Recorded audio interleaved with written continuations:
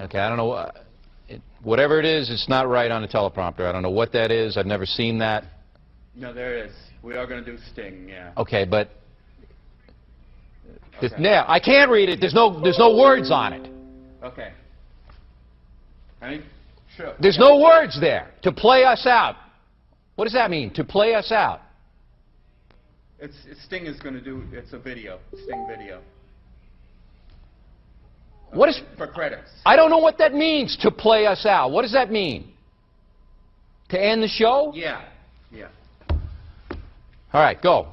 In 5, 4, 3.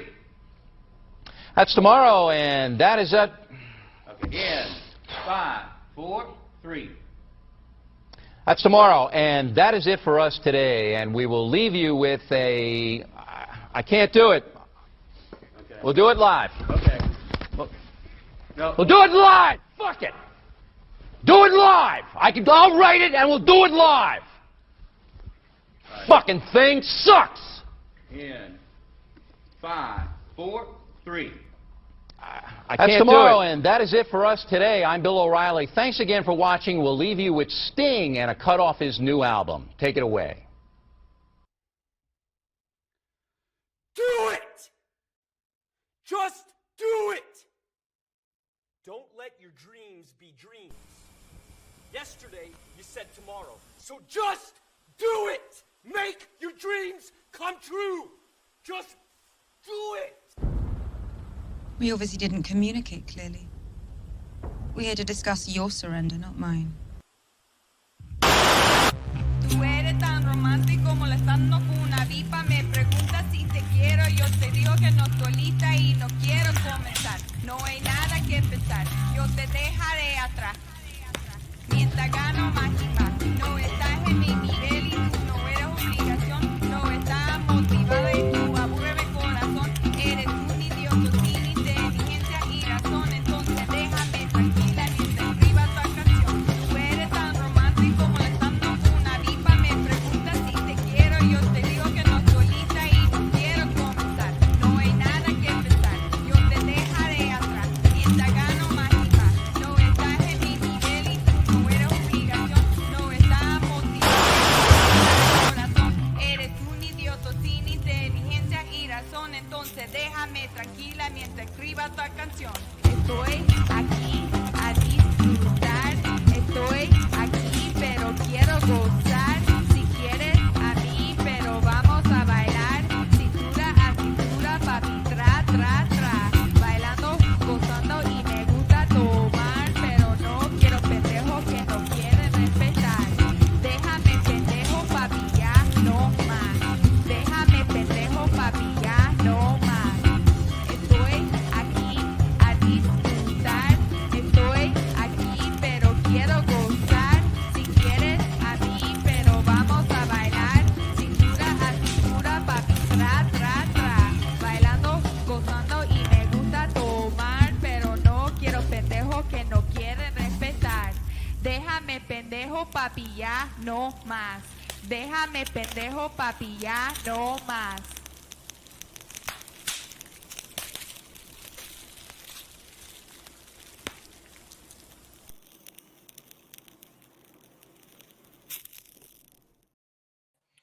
What is up, everybody? It is your boy Luis Martinez, aka Big Chief Burrito, live with you on a Thursday, mid-afternoon. Early pie. Mi Gente show. Live and direct from San Diego, California, Chula Vista, California, South San Diego, if you will. What's up, Sophia? What's up, Lou? Nothing much. It's weird doing it at midday. What are you feeling?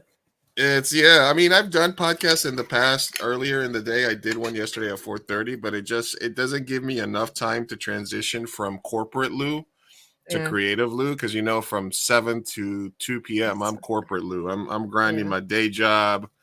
I'm doing my sales and customer service thing so that I can stay in the lifestyle that I am accustomed to and have time to be creative and make movies and stuff. So when I was so it's weird. It's weird. And then I don't know what to do, because usually after the streams, I unwind. I usually watch a streamer, or I'll watch a couple of videos, or watch a movie, and then knock out. And then it's like, man, we're done, and it's still kind of early. You still got half the day to go.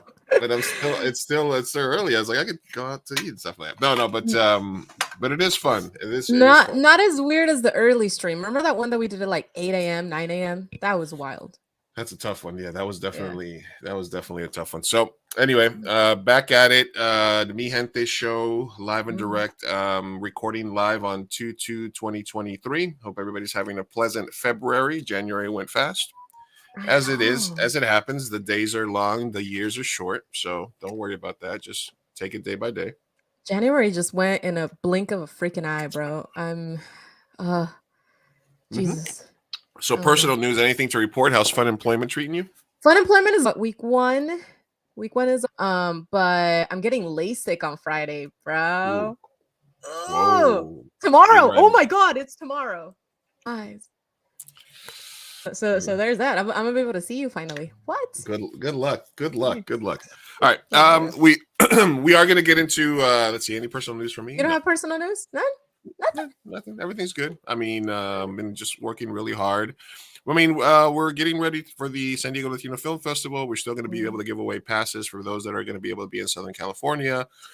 The announcements went out. If there's any filmmakers that watch our podcast that follow Mi Gente show, because I was reaching out to a lot of filmmakers and you weren't selected, I want to say that it was very tough this year. For the 30th anniversary, there was a lot of people that wanted to get their movies in, a lot of publicists, a lot of studios. And it is incredibly hard to select a lot of films. But the reason that I do this, and the reason I'm part of the selection committee and a curator, is because I love seeing all the Latino XE filmmakers from all over the world that submit movies. And it really gives me a lot of it feeds my soul to see them and to see the movies. Although you do end up seeing a lot of the same movies every year. So it's just a matter of how people make them, which is true. But I finally submitted my final list of comedies that got selected for my showcase, and we will be giving out details of that, and we'll be giving away passes to the comedy showcase as well as to the entire festival as we lead up to it. And we will be streaming. That's gonna feel like a weight lifted. Are you like done watching the films now? Can you enjoy I'm done it finally? watching movies. Yeah, and I'm done watching movies. Now I got to watch all the movies that I'm going to be doing Q&As for, because I also am going to be doing a lot of the Q&As during the festival because it's something that I'm good at and it's pretty easy for me to do. So that's the reason. That's the reason. And then lastly, before we get to our guest, because we do have a spotlight today with a creative from the East Coast that's joining us, Talissa. She's waiting backstage patiently, trying to, just catching our vibe before we bring her on. And it is to say that obviously, as a human and as podcasters, we are aware of all the shit that's going on in Memphis and, with police, as well as in Los Angeles, where people that, where you can pull over, you can call the cops for help after a crash and they can beat you to death, or where you can get pulled over in Memphis for doing nothing and get beaten to death. And it would be, there's more learned people, and there's shows that are dedicated to covering that, breaking down all those angles, talking about it. So I don't want to seem like we are not covering it or not aware of it or ignorant of it. It's just, that's not our lane. We understand it's there. We feel the pain of everybody that's going through it. And if anybody wants to express that, we'll talk about it. We've talked about gun control. We've talked about cop issues before. We don't shy away from that. But as I always say, life is short, and there are places for people to go to talk about that, to vent, and to kind of have a deep discussion about that. We want to try to focus on just more light stuff, fun stuff, and because we got to keep going, we got to live, So just so I wanted to put that out there. I don't want, somebody's like, do you feel that you have to cover all these things that happen? And sometimes we do. We've covered shootings. There was mass shootings in San Diego and in San Francisco, the West Coast. It's all over the place, and we understand that, and we're here. But I just wanted to throw that out there that if we don't cover it, or if we're not spending time on these things, it's because we understand that they're there. But I don't know about how you feel, Sophia, but I feel like, we touch on it and we've talked about it. But we're not necessarily like the go-to for stuff like that, you know? Yeah, no, I definitely agree. I think that that's it's a sensitive topic, and obviously, like, we have covered a lot of controversial topics, such as police brutality. But yeah, I hate to say like coverage fatigue as well, but there's only so many times that you can just sit here and be enraged by the system that we live in. Go out there and do something about it, you know? Yeah, I've been posting a lot to my Instagram and stuff like that. So like, I just feel like, man, it can consume you, and yeah. ACAB, what are you gonna do about it? All right. So without further ado, we're gonna do our spotlight today on the creative. We found this podcaster on Twitter, as we find a lot of our guests. And when I put a call out to people that wanted to come on the show, a hand was raised. So we want to invite to the pod now into the live stream Talissa V. Yeah. Hi guys. Thanks for having me. Thanks for coming on. All the way from New Jersey. Yeah. Nice. It's already like time for me to be asleep, and you guys are like, I still have the whole day ahead. Oh yeah, what time is it over there? It's right now 8:15. I'm like, I'm just taking a shower. You were down to do this at 8 o'clock our time, which would have been 11. So you would have been like, listen, I'm always down. Yeah, I don't care. Perfect. That's usually when we start the show at 8 over here. Yeah. No, but we're welcoming the East Coast people, and we're trying to do it. We're doing our part, all right? Yeah, of course. To get me gente growing up. Things up, yeah.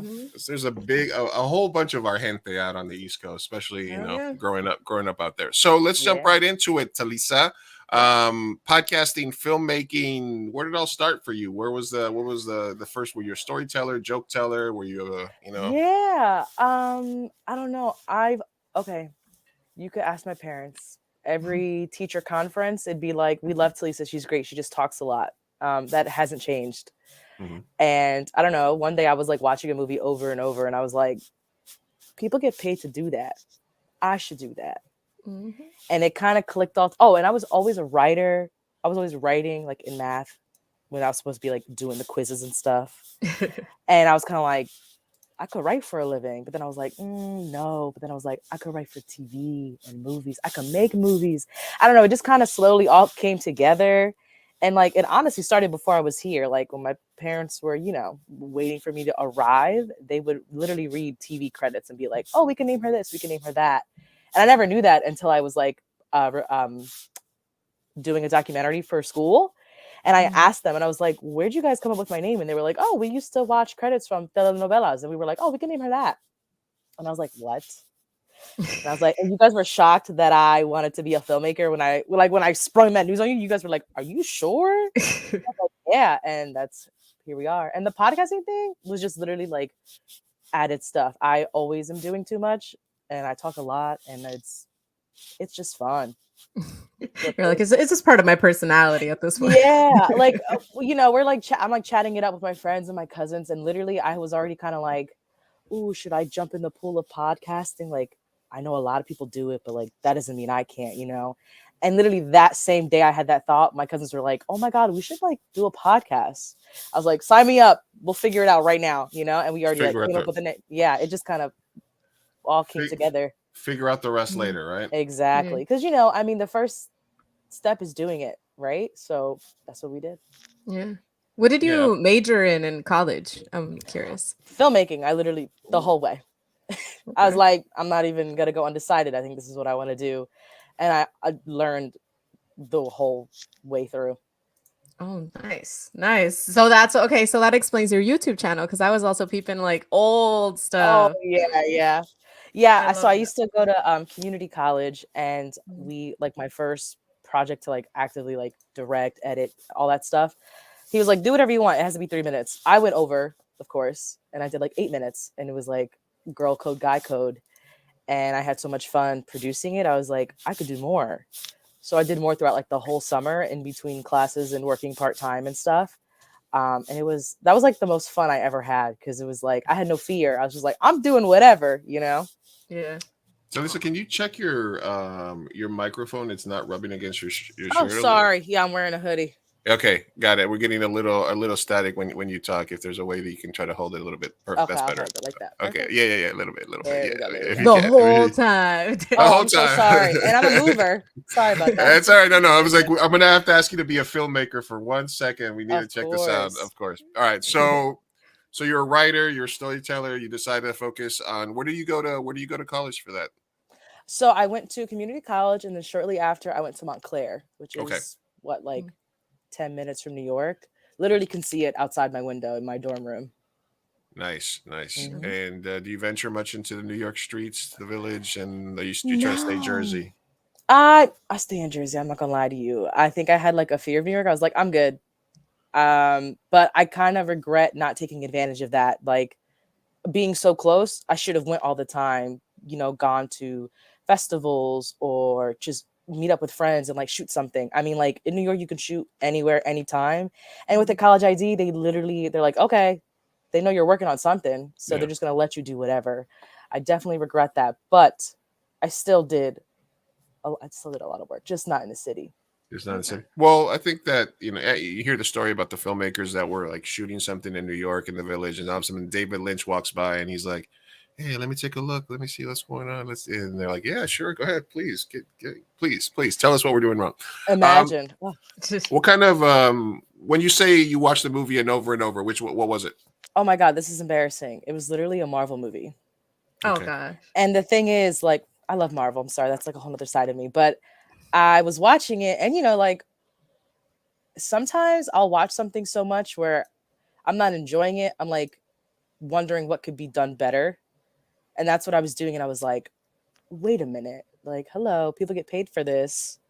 I should get into that. That's honestly what it was. Like, I was like, I really like how compelling this is. And I wonder like what all the work went into it. And I've always been kind of the person who, when we used to use DVDs, I would watch the BTS. I would listen to the commentary because I was just curious how something was made. I've always been pretty curious and I love to learn. And then it was kind of like, oh, this could be my career. Yeah. Do you ever watch a movie without the sound on, just so you can kind of get an idea of like visually how it feels or anything like that? I count the setups whenever I'm watching a movie and I see a scene. I'll just be like, right, that's one angle. Okay, that was a whole other setup. Okay, then they did a wide shot and they did another shot. Okay, and then they have all these inserts, and I'll be like, man, that was like 18 setups for that little conversation scene and stuff like that. Not silent. I watch it a lot with subtitles because I want to know like the dialogue. Also, I can't hear sometimes, but like subtitles kind of help me like understand like pacing and stuff for me. But that's honestly a good tip to watch it silent. That's a game changer. But there are times where I'm so into something that I almost step back and I put like my filmmaker goggles on and I'm like, why am I so into this? Because of the choices they made, like visually or dialogue wise, or like the way they cut. And I'd be like, wow, it's honestly like a joyride. I tried that last year for Power of the Dog.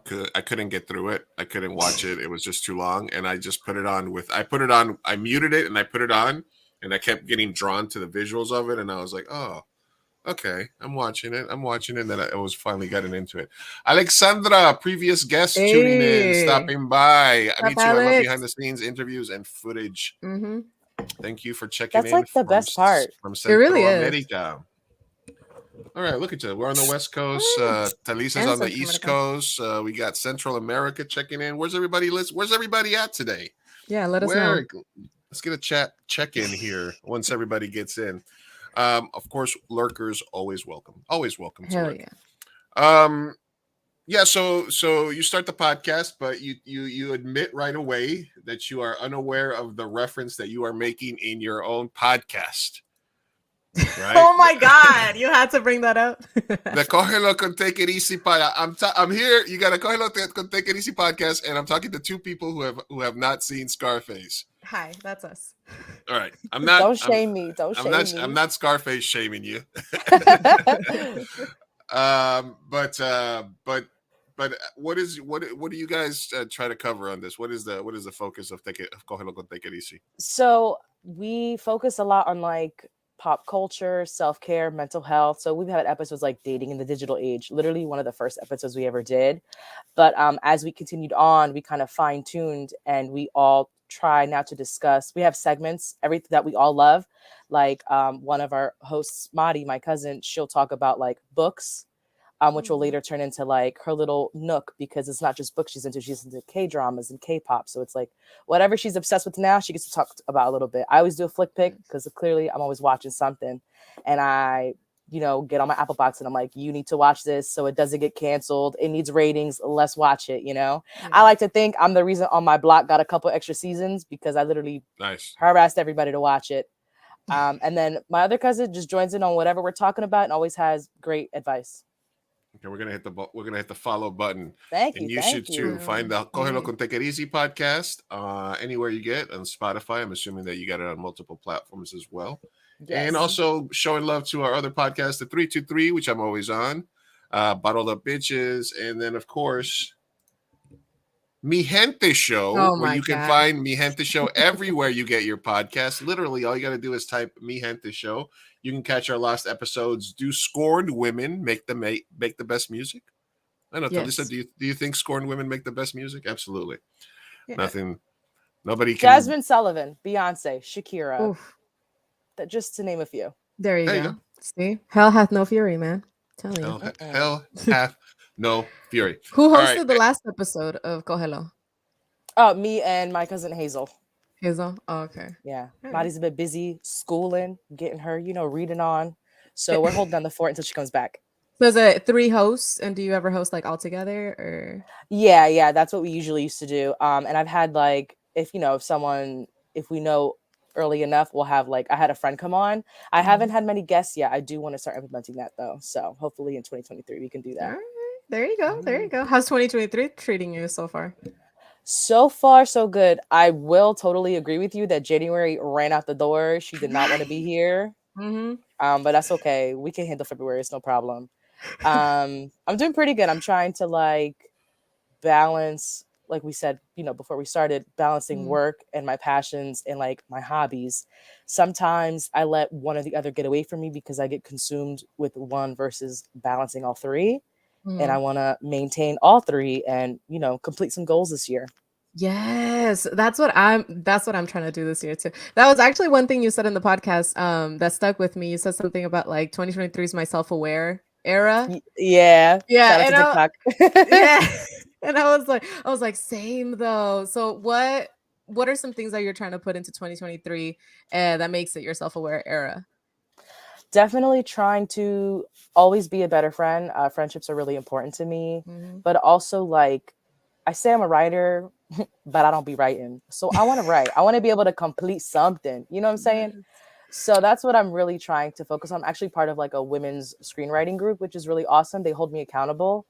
I've been slacking. I've been like hiding in the shadows, so they don't ask me if I haven't finished anything. But I'm getting there. I'm getting better. At least I'm like, I'll open up my document and I'm like, let me write a couple notes. You said it on the podcast. Now we're gonna annoy you. We're gonna be like, are you writing? Are you writing? Please do. I like being gently bullied. It's fine.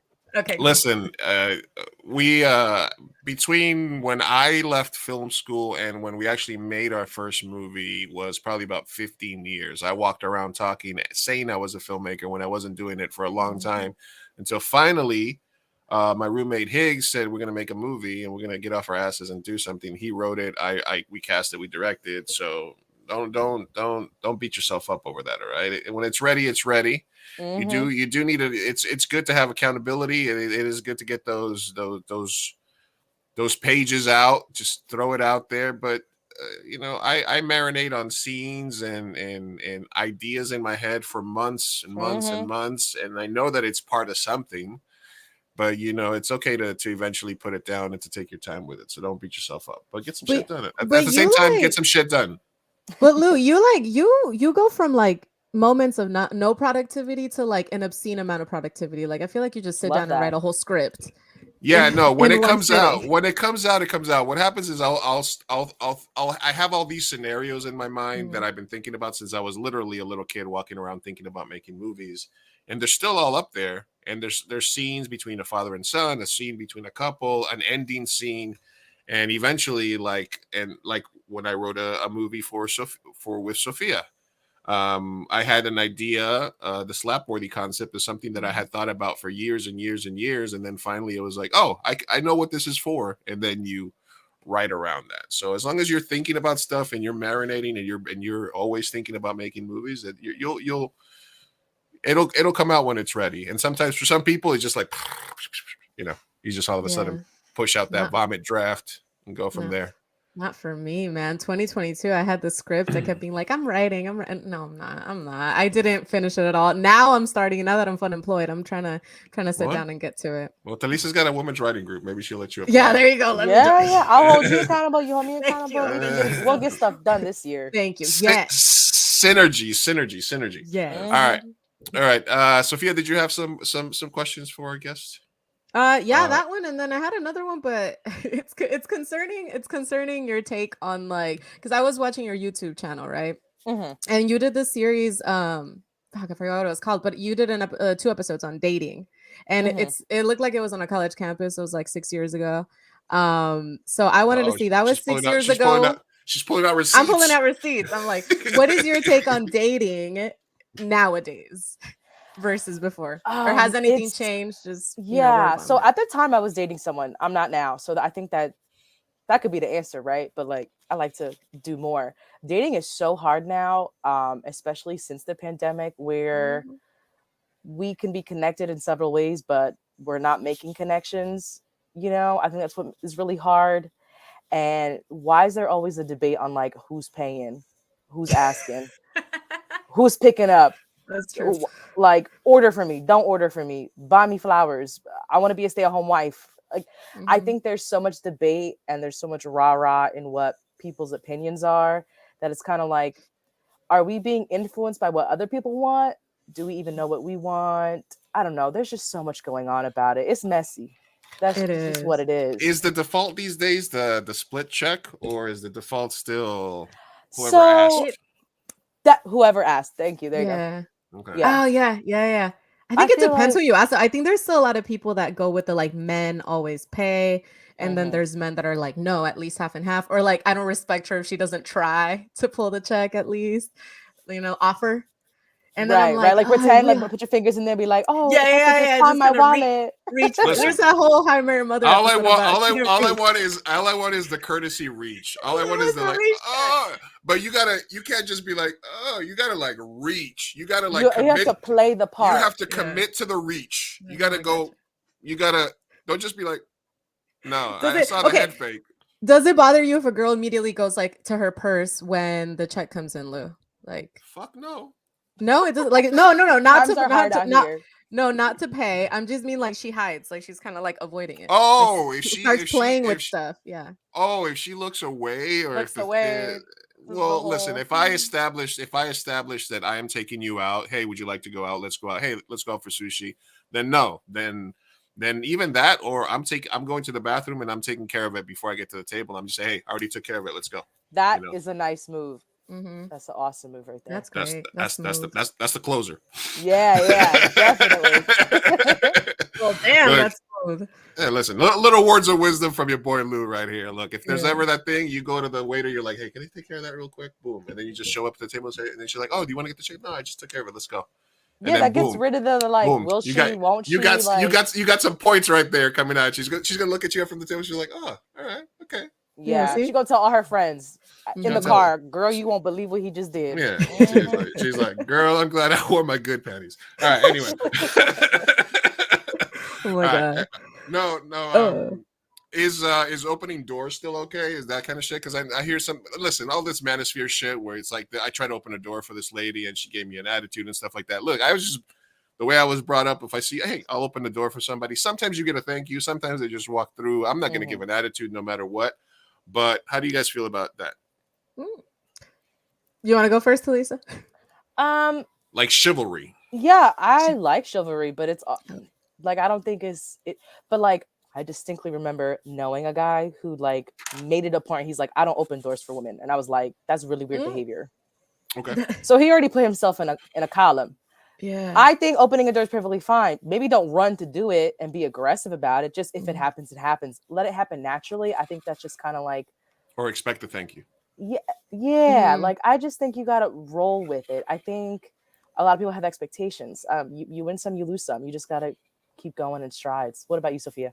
Yeah, I think chivalry is always welcome. Okay, if you're putting out that energy, I accept it. I like it. It's great. It doesn't mean you have to, but it's nice if it's there, and don't force it, definitely, and don't expect a thank you. I will give you a thank you, but don't expect it. I think the one thing that I look out for the most is like how they treat other people. So, like, for example, I do this thing. And I think most people do, where like if there's somebody that's running behind you and you have the door open, like you try to stay there for a while, so that they can catch it as well. So, if they do stuff like that, don't be rude to the waitresses, don't be all of that. Yeah. I feel like that goes a long way, because it's one thing to be chivalrous to get something in return versus just being kind to people in general. So I think just general kindness is good. It's a good sign. Definitely. Yeah. I don't like the guys that be walking around like, oh, girls don't like good guys and good guys finish last. Like, no, maybe you're just not that nice. Like, yeah. And honestly, it's not even about being nice. I think it's more about being kind. I actually was just talking about this with some friends the other day. I think that's more important, right? Because being nice can be a front. Being kind, you can't fake that. Yeah. No, yeah, I agree. Definitely. All right, we're live and direct here with @Talisa V at Tali V on Twitter, talking about her life in film and as a podcaster. Hold on, I had this link here 2 seconds ago. Right. Tell us about Afro Twin Productions, because one of the things that we're trying to expand on the podcast is having more Afro Latino presence. Obviously, we've been, not for any lack of trying, but we've been trying to book more guests. Obviously, me and Sophia are more in the middle to lighter side here. Got you. Actually, I might have the hookup, so I could definitely try to connect you with some people. No, yeah, absolutely, please. Yeah. Because obviously, we try. This is reacting to news and culture from Latino, Latinx, Latin perspective. However, it's just us, so we're always looking for more collaborators and people to speak on it. So it's awesome to have you here. But tell us a little bit about Afro Twin Productions, why that's important to you, how you got involved with them, all that good stuff. Yeah, so I actually went to college with one of the founders, both of them, but now it's just one founder. And our mutual professor was kind of like, you guys have great energy and would work really well together. And honestly, since then, I've been on board. I started out like just kind of being like, what do you need? Then it was like, I'll do social media, because I kind of just like love doing that, and it's fun. I get to create stuff, get to edit videos, all that good stuff. And I just helped produce and help crowdfund for a proof of concept back in November. So that's been pretty exciting.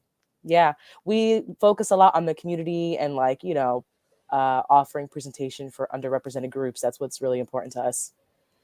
Nice. That's absolutely. Awesome. And you're mostly in your role as an editor, cutting short clips, or are you shorting short stories or promos? Yeah, so I like my role's like media director. I help a lot behind the scenes, but this year I definitely would like to get on camera. I mean, look at me doing it right now. Wow. Yeah. I thought I'd never, Listen. You're so natural, darling. Thank you. Yeah, I'm definitely trying to help more in that aspect. And again, we get clips, I edit them. I like to strategize. I like to I'm a producer through and through, whether I believe that or not. I like to like strategize, method, plan it out, and be like, okay, let's execute it. And, things get done. So that's like the best part. Ooh. Absolutely. And, we've had people come on the show that are like, I've never done, or I used to, that are nervous. We're a good toe in the water. We're a good toe in the water for people that want to get more out the bed. You're already a podcast host, so you probably already have the gift of gab going for you. Where do you see this taking you? Like, is your ultimate goal? I know you want to write and you're struggling with getting your writing out, but is there a story that you've been dying to tell? You just can't get it out. Are you still looking for that story that you have to tell? Or, when are you going to dip your foot into making your own, your next film? Yeah, that is a wonderful question. I do have a couple things that I really, really want to make. Actually, my last year in college, I had like the bright idea. I was like, they don't make shows about 20-somethings. It's either high school euphoria or it's 30-somethings divorced and playing like college kids. I'm like, y'all grown. What are y'all doing? Yeah. So I'm kind of like, where's the middle? Like that's an untapped market. I'm working on it though. I really think this year I'm gonna complete some scripts. Things are gonna get done. And a lot of my ideas, the little seeds that I'm like marinating over, they're very family based, where it's like a family of a matriarchal, like, you know, it's like three sisters being like, we got to get rid of his girlfriend. What's going on? You know, or it's like a mom and a son, or a father and a son. I like to dive into those kind of relationships and just kind of like see what's there. I'm like, oh, what if this happened? How would they handle that? You know? Mm-hmm. Absolutely, absolutely. Hey, Romeo, thank you for stopping by. Lucifia, what's up? It's Romeo. Long time. Romeo, sorry, Romeo. Romeo. Well, Romeo. Hey, you never know. It was just thanks for stopping by, man. Yeah, we're live Tuesdays and Thursdays and Wednesdays sometimes, depending on how we feel in our guest. But that's awesome to hear, Talisa, that you're marinating on it. It sounds like you are drawing from what's important to you. And you know, obviously you're talking about three sisters, friends, you know, with your and whatnot. It sounds like it'll be an interesting concept once you get it off the ground. Do you see it as like a show, or like an episodic, or like a film? I definitely see my 20-something concept. I see that as a series for sure, because there's so much that can go. Because like if it does really well, when it does really well, excuse me, it can follow them after 20, mid-20s, late 20s. It can go through that whole decade. That's an important decade, right? Like you're too old to be doing stuff, too young to, it's navigating the world. Yeah. And other stuff, I see a lot of it. I see one particular idea as a proof of concept. So I don't know. Maybe a short film. I have not dove into feature films yet. Okay. That kind of scares me because I'm like, that's a lot of pages. What about genre? Like, is it comedic? Is it strictly like a family feel-good story? Is it drama? What? I'm Latina. It's drama all the way. Okay. Dramedy. Definitely dramedy, right? Yeah. Of course. No, that's a great question. Yeah, I definitely like drama. If you would have said horror, it would have been like a whole other set of questions. Honestly, it would have. And I'm terrified of horror, but I think if I actually took a crack at it, it would be fun because I know what makes me scared. And that's honestly, that's a good idea. Horror sells. Right. It does. And like that, that would be great. I'm down to do anything. I think what is surprising is I haven't done romance yet. And like, I love watching romance. Yeah. So maybe one day I'll get into that. But see, I feel like the dramedy just covers all of that. You could have a horror episode, you could have a musical episode, you could have romance all over the place. So yeah, it kind of covers everything. Yeah, it gives you that freedom. Mm-hmm. Yeah. Hey, look, coincidentally, you have 619 tweets. Hey, 619, that's where we're at. Oh, look at that. Look at that. Nice. Representing. Yeah. Hey, listen, comedy's rough. Watch I sent you the links to our stuff. Watch Slapworthy. Yeah, I watched Slapworthy. I liked it. You did? Yeah, listen. She watched Slapworthy. I was a baby. You adorable. I thought it was great. You guys see the baby fat I had on me? I was such a baby. I was going to expand on my take yesterday earlier that I told you about the idea that you have for a while. Literally, the concept for Slapworthy was when I worked at a call center. We had a day shift and a night and an afternoon shift, which were like a different thing. And there was this super hot blonde Russian girl that worked there. And she walked outside every day and she would smoke a cigarette, and she was part of the sales team, and she was smoking. She would go outside and she was smoking while she was smoking. Boom, boom, boom, boom, all out smoke show, right? And I was sitting there. I was a supervisor, and I was sitting at the other end of the thing. I'd see her walk out every day. I'm like, God damn, she's hot. And then I'd be like, and then one day it just came to me. I was like, you know what? Because there was all these supervisors, and some of them were attractive, these girls. And I was like, you know what? I'm going to walk outside one day, and then you're just going to come by, slap the fuck out of me, and just walk away.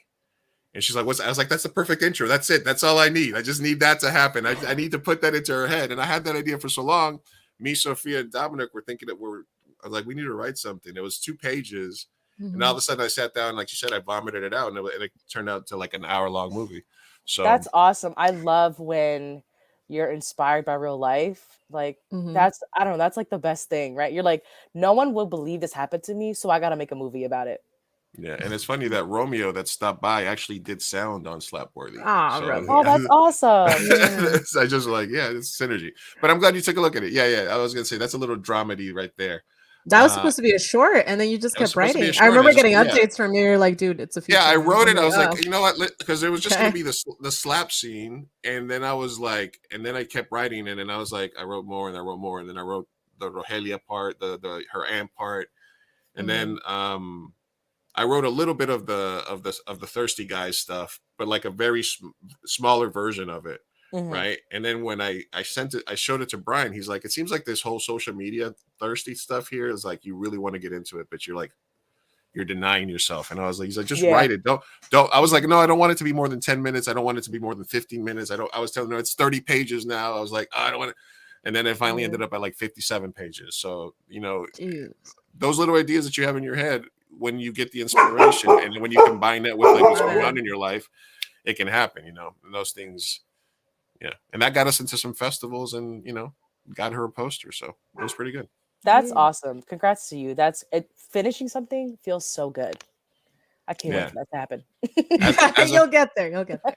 It's been a minute. There's nothing like saving the final draft of the script. There's nothing like day one, shot one. And then there's nothing like being in the theater and having other people watch it. Like as a filmmaker, can't wait. It doesn't get better than like the first shot of the first day, and when you get to see it on a big screen with your friends. So, do you guys do? Oh, go ahead. Now, have you ever considered doing? I don't know if they're popular out there, but have you guys ever considered doing like a filmmaking competition, like a 48 hour or 72 hours, just to sort of get their gears running and stuff like that? Or I think there is one in New York. It's like women film. I know New York definitely has a 48. Yeah, so I actually had a couple colleagues who've done it, and they had a lot of fun doing that. That's the only one that I really know about. I know that would be fun. There's also also a couple of 72-hour film races that are pretty interesting too, which is not as much pressure, but you still got it. Yeah, it's good for team building. I work under pressure though, so I think that's what'll get me to be like, I gotta do it, I gotta finish it. And as a script, and as somebody who has written probably 7 or 8 scripts for 48s, it is a good exercise as a script writer because it forces you to write, because you get that genre, you see your actors, and you're like, I gotta write something. Yeah. And so you think it really helps you like activate those gears that get you to the next part of the story and part of so I recommend it. Thank you. I definitely will look into that for sure.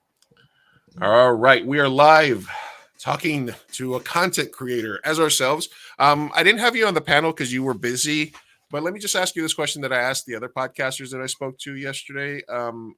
As a podcaster specifically, what do you think the biggest challenges that young small podcasts face to sort of make that leap from like a small podcast, maybe a couple of your friends are listening to something that has like a wider audience? I think what makes it difficult is like, I'm trying to think like the best way to explain it. I mean, we're like competing with big dogs, right? Like think of all the big podcasts that have millions of money in advertisement, brand awareness. They have a producer, an editor, a researcher, where if it's just you and your 2 friends, it's just the 3 of you kicking it back, which is genuine. So we have authenticity, but I think what's hard about getting big is just the market, right? It's like how much extra time do we have to put in learning those things to maybe make a social media graphic or get on another podcast, a thumbnail, getting music, copyright, royalty-free music that you can use, getting a microphone. I mean, of course you can use your iPhone, but I think it's just, that's what makes it difficult. Like other people, they have the funding. That's really what it is. Plus celebrities that are coming into the game that don't have to do any, like even the podcasts that get big, like Serial, Joe Rogan, what WTF podcast, all these other ones, they started off a small podcast, and the people that ran them became more famous because of the podcast. But now you have these celebrities that are already famous. There are like I think Emily said yesterday that she likes Brie Larson because she's a big fan of her, but she doesn't necessarily need a podcast from her. If she wants to hear what Brie Larson has to say, she can just hear her interviews and stuff like that. And she has a YouTube channel. Yeah. She does? Exactly. Yeah. Yeah. I've never seen it, but it's a couple years old for sure that she had started it. I don't know how consistent she is with that, but that too, like all a celebrity has to do is show up, like their name is the brand. All they got to do is sit there with the mic and be like, okay. And they have the connections to get other big stars to be guests on their podcast. So yeah, that's definitely a big competitor, Yeah.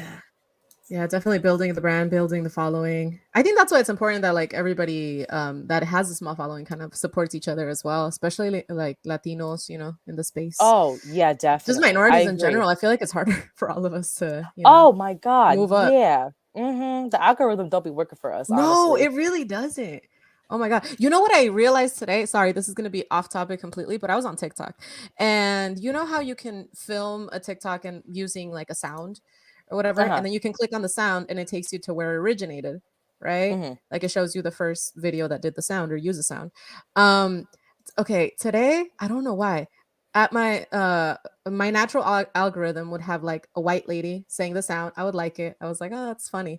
But then I got curious and I was like, let me press it. So I pressed the sound, and the first person would always be a person of color, whether they were brown or black or whatever. Yeah, And I was absolutely. like, and it would be a video that like obviously the sound is getting mass usage, but it has way less likes. Like this white lady had like 5 million likes versus the originator who had like 38K or like less.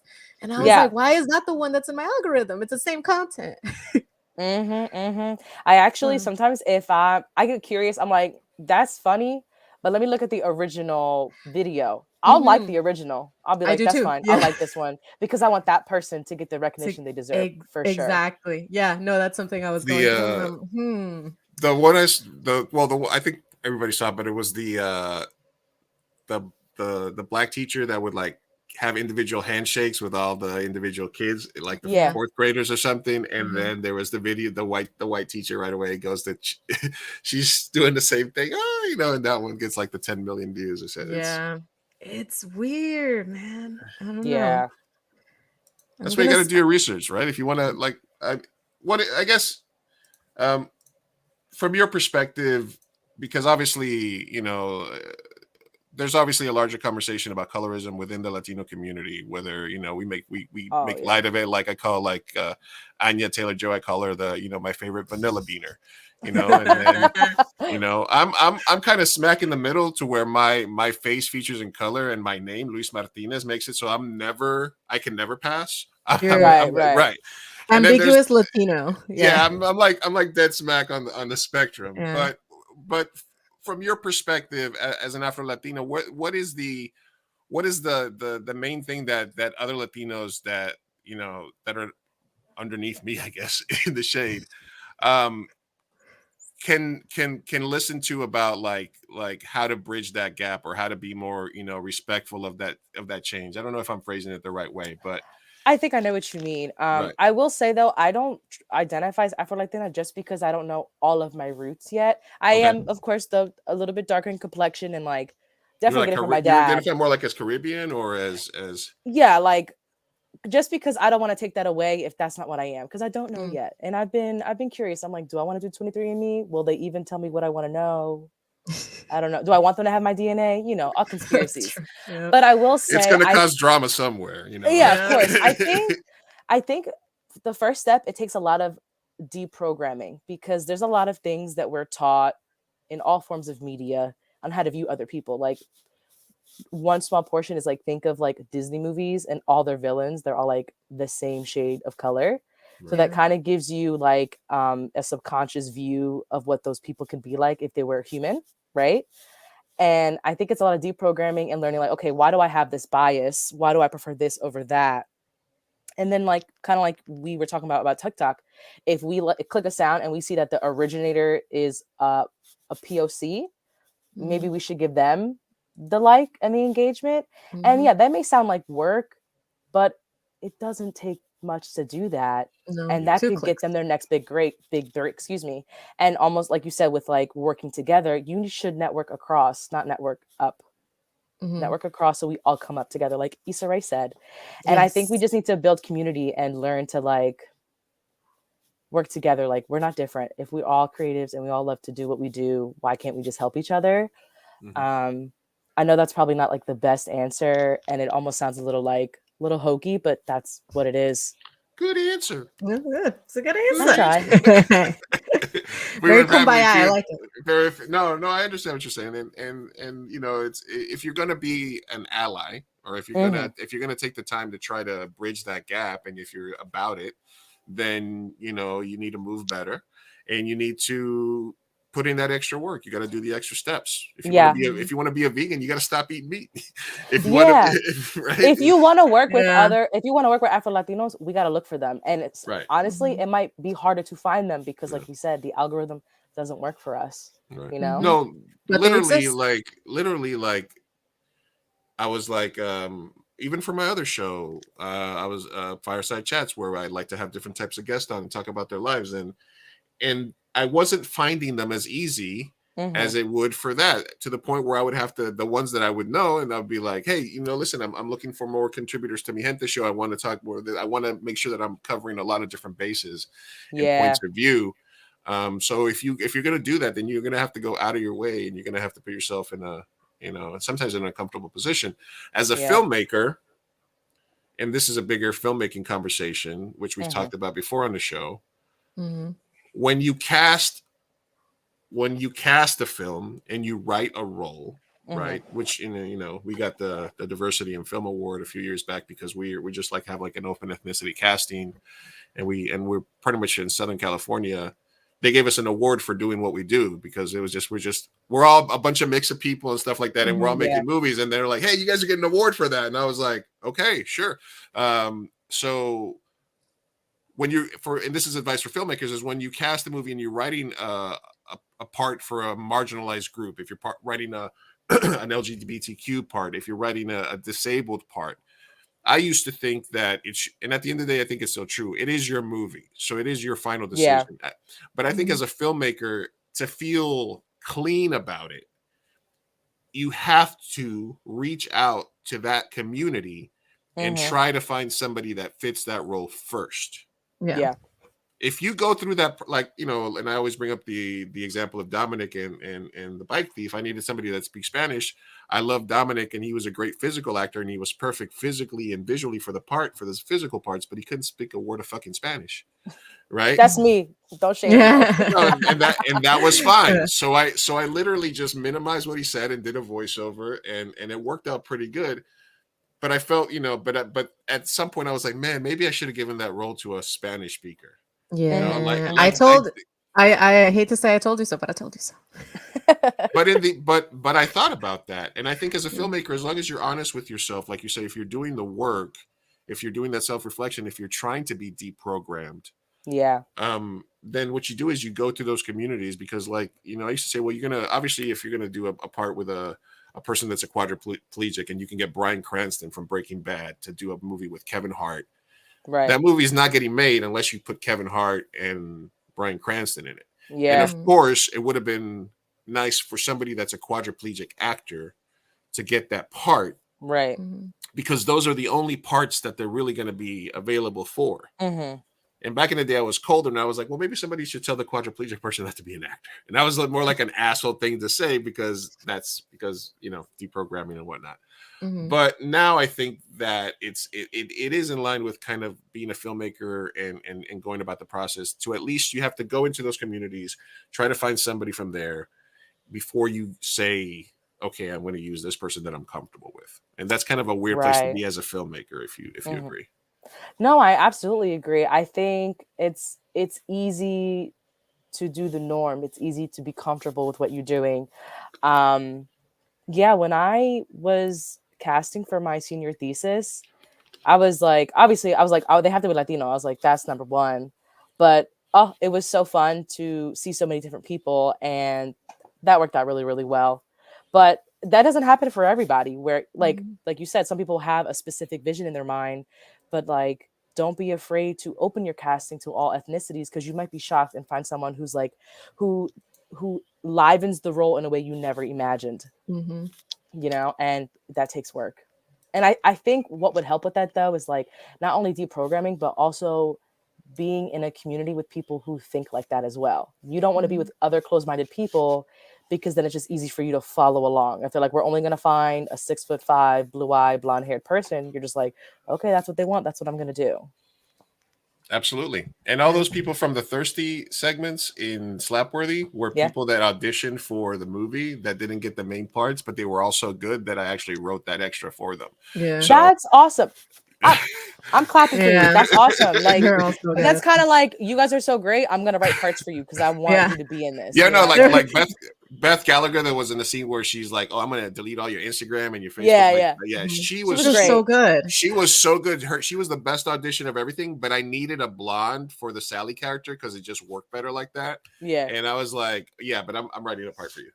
I love that. Yeah, See, yeah. so you did your job, and now you just got to keep doing it. Now we got to keep doing it. Yeah, and eventually you got to keep. Look, people who fail at this industry are the people who quit. If you're gonna find your voice, you're gonna find the right part for you. You're gonna find a way to get shit done. Don't even worry about it. Just keep doing it. As long as you got a side job to help give you some money, just keep making art. Yep.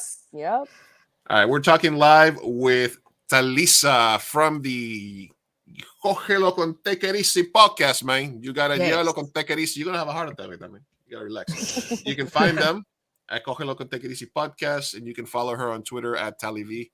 And we've been talking about her life in the East Coast, podcasting, filmmaking, whether or not she should do the 23andMe. And then write a script about whatever drama comes up afterwards.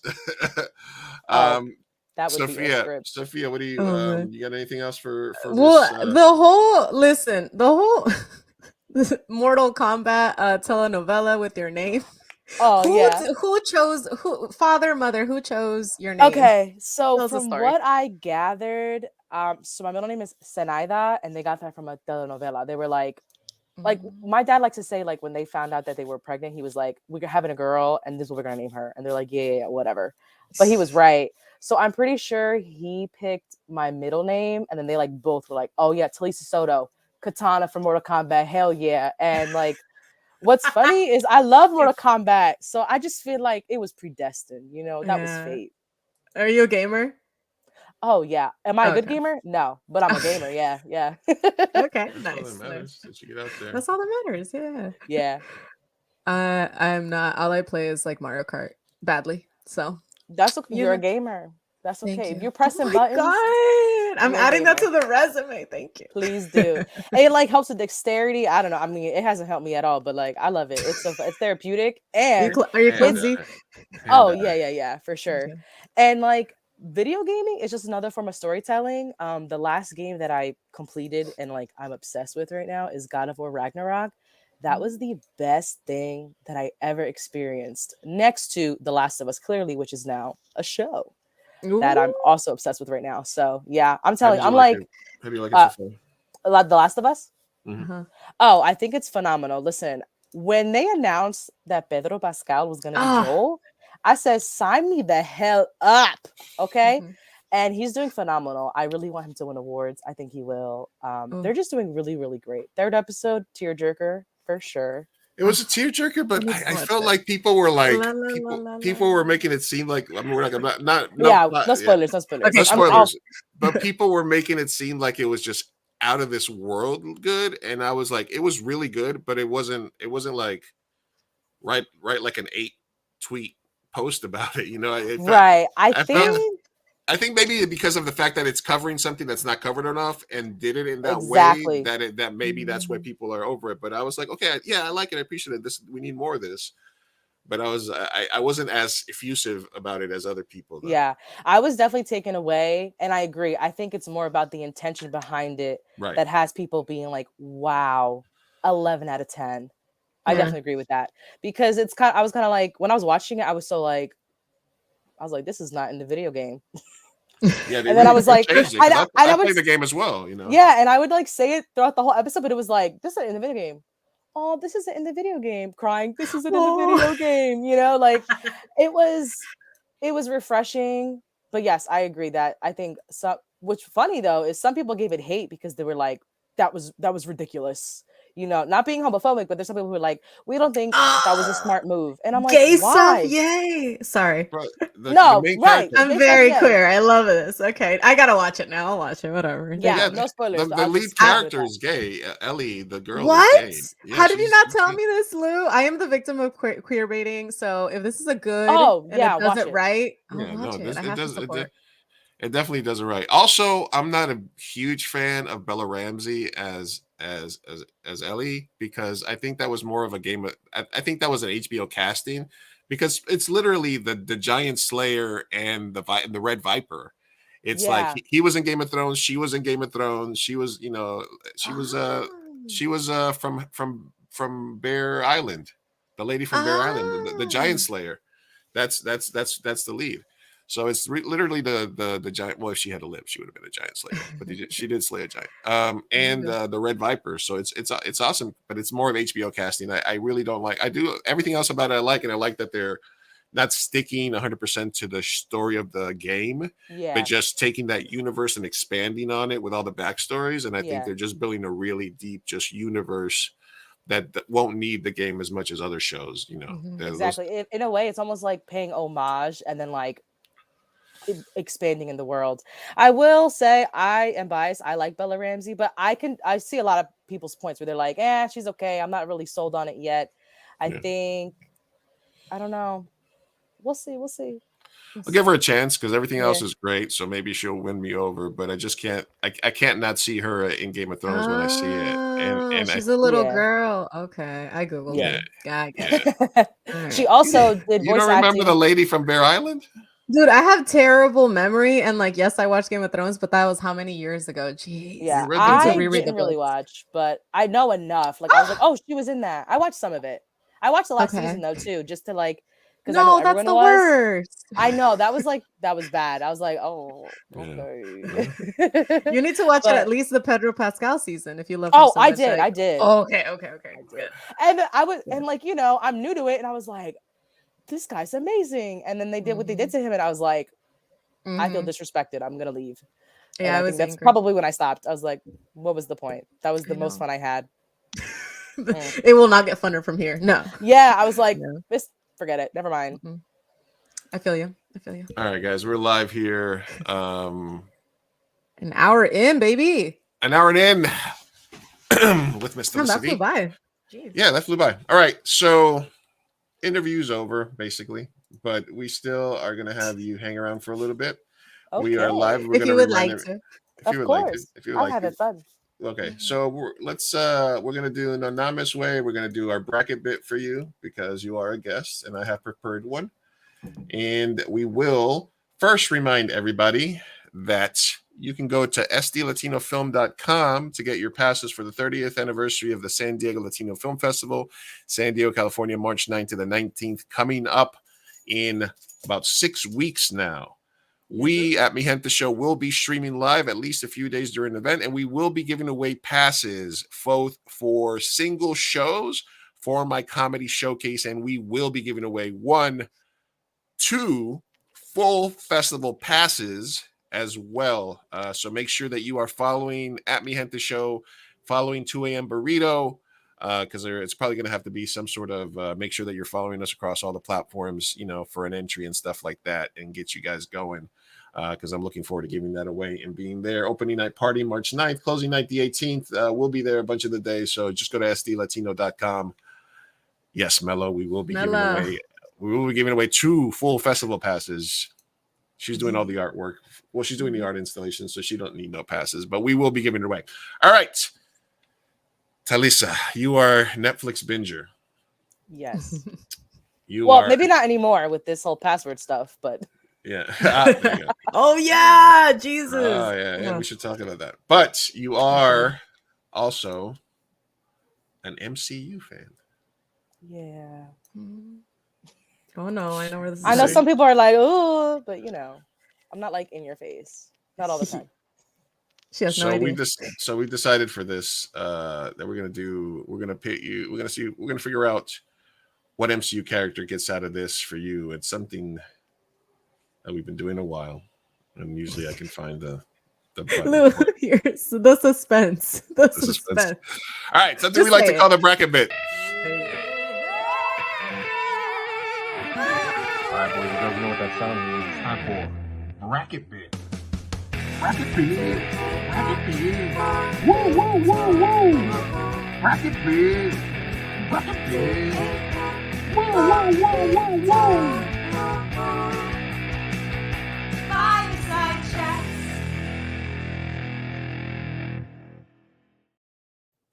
Yes, Alexander. It is time for bracket bit. Luis is going to make you suffer, Talisa. Yes, the bracket bit is created to cause maximum pain. I am the scientist. You are my lab rat, and I am going to put you against yourself in this ultimate Marvel MCU universe field. I'm going to give you 2 Marvel heroes, and you're going to tell me which moves on to the next round. Okay?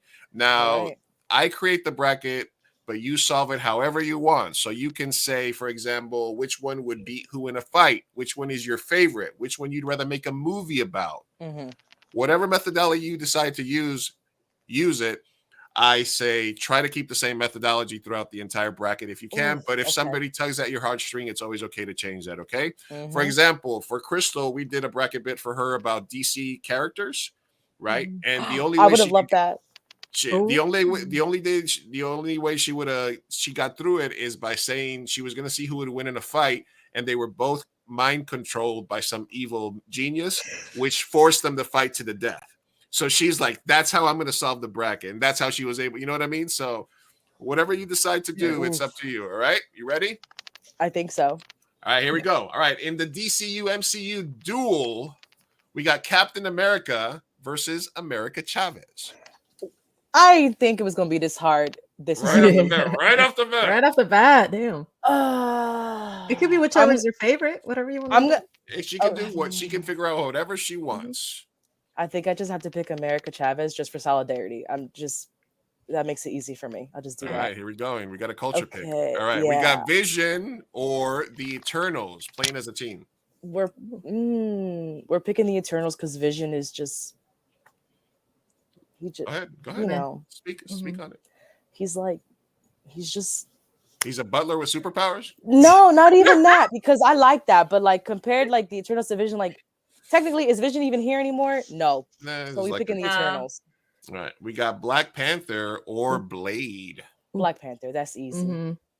Valkyrie. I misspelled it. Or Star-Lord. Okay, Star-Lord and MCU, right? This is right. Okay, I picked Valkyrie. Yeah. Because if it was video game Star-Lord, it would have been him. But Spider-Man or Groot? Which Spider-Man? Oh, that's a good question. Miles Morales is further down, so this is traditional Spidey. Spider-Man. Okay. Still going Spider-Man. All right, we got Gamora, who I went to high school with, or Ant-Man. Oh my gosh. What? He was gonna drop that in there, like he was gonna drop it in there, yeah. Oh, I'm serious. Hey, Zoe Saldana went to my high school in Queens. You didn't shoot your shot. She was a year, but I was a senior. She was a junior. I was in all the plays and I was in drama class, but I don't remember. I don't know if she didn't get into acting until later, but I have no idea. There was probably also there was at least 300 super hot Dominican girls in that high school. So I'm just saying, like I probably could have been, but we were there at the same time. I was into movies, I was into acting. I don't know what happened. It's like my biggest misconnection regret of my life. Could have been married to her, just parallel, just forever parallel. At least I have something to talk to her about when if I see her at a party in Hollywood, you know. Right. Well, I'm picking Gamora just off the bat. Ant-Man can go, you know. All right, War Machine or Daredevil? Oof. I'll pick a War Machine. I am a roadie lover through and through. People are like, really? Yes, always. All right. We got Drax or Thor? Thor. There you go. We got Black Widow or Kate Bishop? Ooh, Black Widow. We got Hawkeye or Punisher? Punisher. Falcon and new Captain or Miles Morales. You really put those two against each other? Like, that's crazy. I can never pick a Captain America. I'll pick Miles Morales. All right. We got Luke Cage or the Hulk? Hulk. We got Scarlet Witch or Storm? Oh, we love seeing Scarlet be a baddie. We love it. Yeah, I'm just going to pick Scarlet. Okay. All right. Gonna have to. I haven't seen Storm in a while, so maybe that's recency bias. Right? Yeah, honestly, yeah. Until they characterize Storm correctly, I'm picking Scarlet Witch. Like that. I mean, they kind of messed her up too, though, but that's neither here nor there. All right, we got. Yeah, listen, and the reason we didn't talk a lot about, even though I knew you were into it, the reason we didn't talk a lot about an MCU is because I knew I was saving it for this. So if there's any of these that you want to expand on, please feel free. Yeah. To pontificate. All right, we got Miss Marvel or Captain Marvel. We're going Miss Marvel. Are we going Nick Fury or Nebula?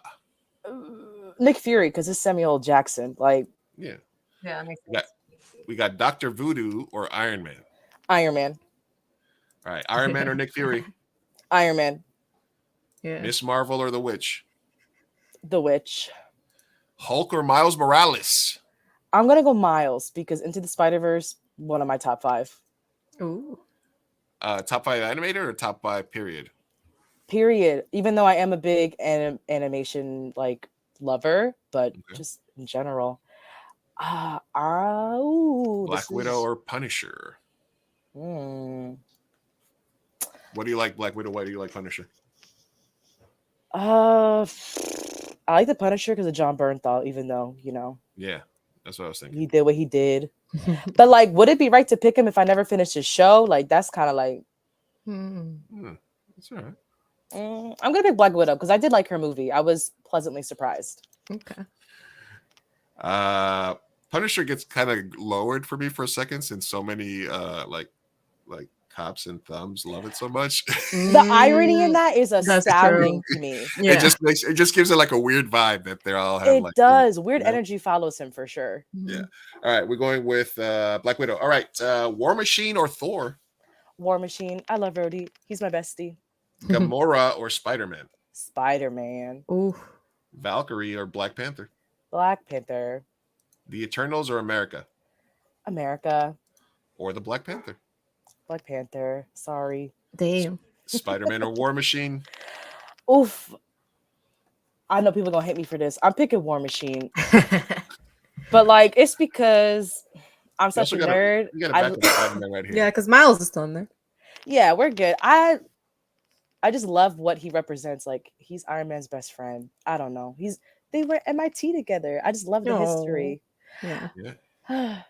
And also he's Iron Man. He doesn't have to be a smart one. He gets all the technology. Yeah, like he gets all the benefits without he's like, okay, I'm chilling. Yeah. I'm literally a war machine. All right. Black Widow or Miles Morales? Miles Morales. Scarlet Witch or Iron Man? Iron Man. Ooh, listen, man. Top 4. I think. Yeah. Listen, all the movies and all of that shit for me. Listen, and I'm not usually like and I'm not saying that I'm just like I'm not a huge comic book movie fan. Like they do kind of stick to some. They're generated by an algorithm. It feels like to me, but I'm serious. After being there from, I want to talk to you about the Avengers Initiative to like him. Spoiler alert. Saying I'm Iron Man at the end of that, and the relationship between him and Spider-Man, I think for me was like also the heart of that whole thing. So it had its beats, and Iron Man. It definitely did, yeah. It's I'll elaborate after when I tell you who my number 1 is. Oh, we got Miles Morales and Iron Man, and this is tough. It's gonna have to be Iron Man. Yeah, that's what it is. Black Panther or War Machine? Black Panther, because Wakanda Forever was that movie. This is a tough one. This is the beginning. This one. It's like the beginning and the end, right? Because like it's the beginning and the end. It tugs at your heartstrings. This is hard. Hold on. Let me absorb your pain here. Yes. I'm becoming more powerful. Yeah. Like the Infinity Stones for me. No, right? And they're just paperweights. Just paperweights. I just want to say to the runner-up. Great movie. But I'm picking Iron Man because like I'm nostalgic and like that's what started it all. Yeah. I love Iron Man. I love Tony Stark. I love who he represents, right? Yeah, absolutely. A man who makes mistakes and is always trying to fix them. Maybe in ways that he shouldn't, but I just love him. Sacrificed himself, Yeah. I hated that. True. I was like, what are you doing? Yeah, but he did what he did. He did it. I'm like sweating, but it wasn't that bad. All right, you survived the bracket bid. Congratulations. Yeah, that was fun. Yeah, you like it? All right, good. See, Alexandra was put to the test as well. Everybody has to go through it. It's awesome. Let me tell you something. If you would have done DCU, I would have picked Bruce Wayne all the way, and I would have told you how much I love a battered man. That's what what it is. Like, can you tell I have a type like Tony Stark, battered, beaten up, sucks at love? Like I'm like, I love him. I'm seeing a pattern here, so Lisa. Yeah. We don't talk about. We don't talk about that. You need to find yourself a boxer or something. You know, All right, here we go. All right, guys. So we're live with Talisa and Sophia and Mr. Big Chief Burrito, Mi Gente Show. Make sure that you guys leave a like if you're watching, share it with your friends, make sure that you're subscribed, notified, all that good stuff, so that when we go live, you can be there. We are giving away tickets to the San Diego Latino Film Festival. We will be there live. We're gonna have a new logo hopefully pretty soon. Yeah. You never know. You never know. Things are happening. We took Ty out for dinner. We took our friend who's Caucasian to dinner. And the funniest thing in the whole night was he talking about how spicy all the food was. Oh, yeah. And me and Sophia were just like, we're like, what? I'm like, oh my God, this is awesome. It's fucking flavorful. It's just the right amount. It's not too. And then Ty's like, wow, this is so seasoned. There's so much seasoning on this. I love when that happens. It was a Brazilian restaurant, by the way. So like, it was like, man, some of the stuff is just, and it's just, it's good. It's spicy. It's got some flavor to it. And he was like, wow, there's a lot of seasoning on this. I was like, yeah, there is. All right. Anyway, we love Ty. Thank you, Ty, for all you do for us. All right. Let's go. We have some tabs, but we're going to do No Namez Way. Ooh. Now it's time for No Namez Way. No Namez Way. No Namez. Anonymous way, anonymous advice from unqualified podcasters. And we have our guest here as well. So you will be able to participate as well. All right, let's see what kind of advice we have. All right, let's see. Okay, this is a long one here. Ooh. Let me preview here. Oh, okay. Okay. All right. This is not directly attacking either of us. Okay, cool. No. Trigger warning for this one, I think. But all right. Okay. This is our job. It's what we do, Sophia. All right, buckle up. All right. Female, cis, 39 years old. I was sexually assaulted by a new friend almost 2 years ago. I made it clear many times that I was only offered friendship. He caught me off guard one day. I said no, and he raped me. Different friend. Last week, I spent a lovely day with a friend I've known for a few years, but only recently started hanging out with. I made it clear quite a few times already that I only fought for friendship. Our friendship was a close bond where we can't really talk about specific life experiences. On this lovely day, he asked me if he could kiss me before I exited the car when he dropped me off at home. I said no, and reminded him that I only offered friendship. He asked, I said no, and distinctly and firmly expressed to him my decision no. Reason I did not even get remotely close to putting myself in a situation like the one I was in. At that point, I wanted out of the car, so I quickly said goodbye, reached over for a quick hug to keep things positive and calm. He grabbed and kissed me. I tried to get away, but he didn't let me go and continued to kiss me for more times. I don't remember what happened after that, but I remember quickly getting out of the car and rushing to get inside the house. This friend did express his attraction to me a few months ago, but as I had never been in a position where the other person was the only one interested, I thought it wasn't a big deal as long as I expressed clearly I was not romantically interested and only offered friendship. After all, we are grown as adults. Okay, here we go. Mm-hmm. Since the incident, I've been more distant in our communications. He has felt the change, so what do I do? The incident triggered a memory of the sexual assault because even when I expressed clearly to these men I was not romantically interested, they still didn't give a fuck. When I said no, they did what they wanted. Trust issues have arisen within me about men, issue I don't deal with following the assault. Should I have a serious talk with this friend and once again tell him about the assault and why I'm upset that he disregarded everything I had just said and kissed me anyway? Stop talking to him altogether. I would really appreciate a male perspective with the greater issue of friendship and consent. All right. Okay, that's heavy, starting off heavy one. We're jumping into the deep, and I mean, like I said, we talk about all kinds of stuff. We've been kind of lighthearted. Sorry, I need a sip of my soda real quick. Take it. Yeah, that gave me Andrew Callahan vibes. That was like my advice that I want to give is mainly centered toward the men, because I feel like you're not doing anything wrong. You're verbalizing your boundaries. You're going out of your way, and so I don't know that you can do anything differently. You're doing amazing. But it's just these men that don't know how to respect females' boundaries and how to take no for an answer and then still feel like you can treat a woman like they're your property. Like, it's just, man, it's disgusting behavior. I don't know. But she did want advice from a man's perspective about male and female friendships. So do you have any takes, Lou? Yeah, I was trying to sort of figure out how I would. I mean, I always give the two sides, right? The practical and the reactionary. So, look, find somebody that's bigger than him and have him beat up. I mean, point them out to a friend at a random event, and see if anything falls to the floor rapidly. Then cause a distraction so you can knock him out. No, listen, it definitely cut him off, but you also shouldn't let him off the hook. I don't know what.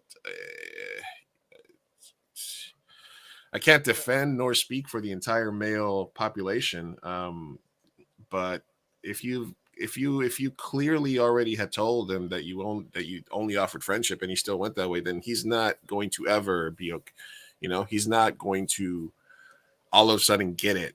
It's that when people show you who they are, believe them the first time. And so I think that the only way for you to get through that is to cut yourself off.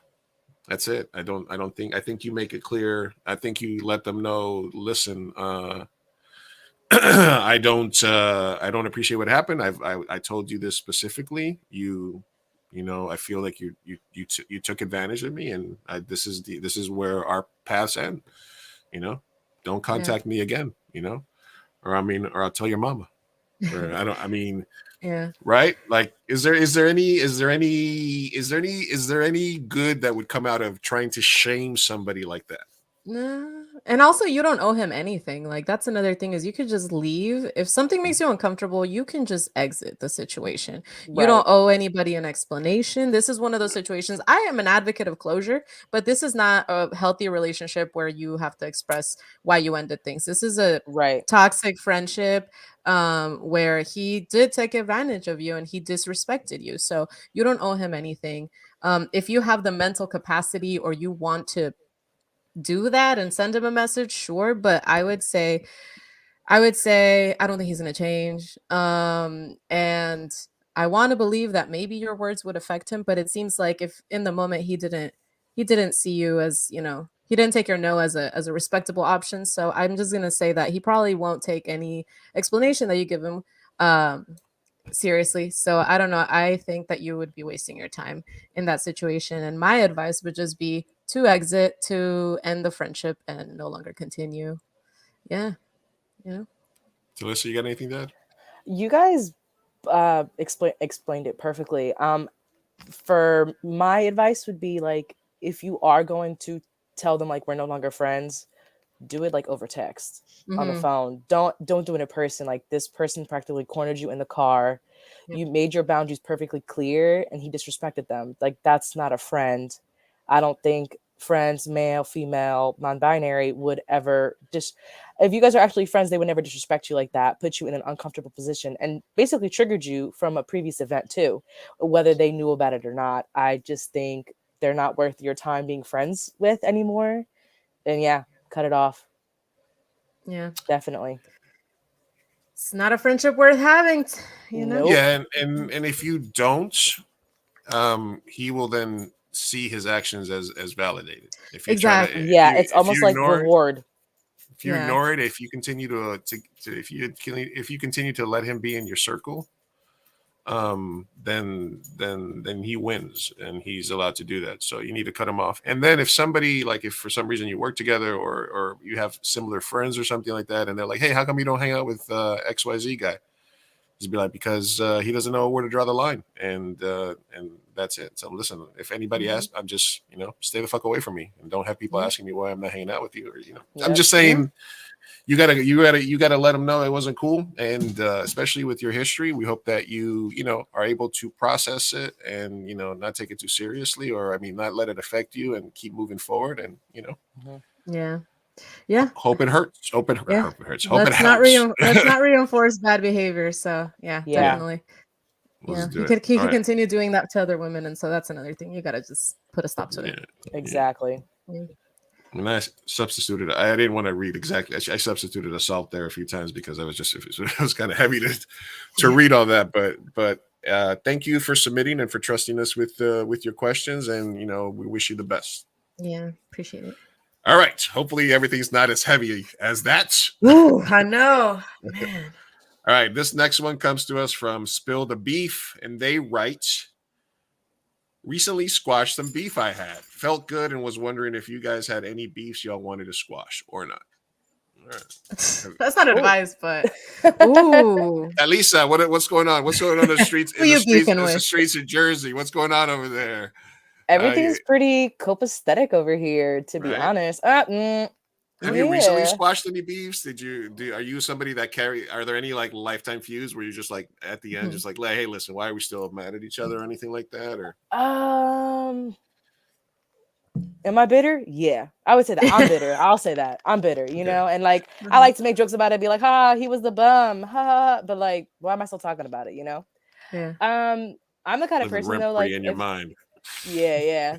I'm the kind of person though, like if we do have beef, like I'm gonna sit with it. I'm gonna be like, why do I feel like that? And if they're a close, friendships are very important to me. So if it's like a close friend and maybe they did something that rubbed me the wrong way, I'm gonna talk about it. But I always make it an open conversation. I never blame anyone or accuse. I just say, hey, when you did blah blah blah, made me feel I felt kind of ashamed about that. Like, can we talk about that? Like, can we make sure that doesn't happen again? And I like to check in with my friends. So usually there is no beef. Okay. That's good. I know that's a little boring, but I think because I'm not dating, I make sure my friendships are doing really, really well. I put the energy into that. Problems. Yeah. No, that's good. No, my answer is literally the same. Like I don't think I have any current beefs that I know of. Right, that we know of. Yeah, that we know of. Start none, won't be none. Yeah, I mean, there might be one-sided that we have no idea about, but yeah, exactly. I'm like, I don't know, but I'm fine. I'm doing great. I don't have any beef with anyone currently. But in the past, I don't think I've ever really had any beef with anyone, where I haven't addressed it. Right. So especially like I'm the same way as you, Talisa. If I have a really solid friendship, I care about it enough to give it that care and have a conversation. One that I could talk about is literally with my best friend in the entire freaking world. Like we've been best friends since elementary school, but we've had a falling out for like a year. And that one was when she became really religious and I was becoming very not religious at the same time. And so we were kind of drifting, and I was like coming out as queer, and she was like very, very like Jesus. Yeah. And she Jesus.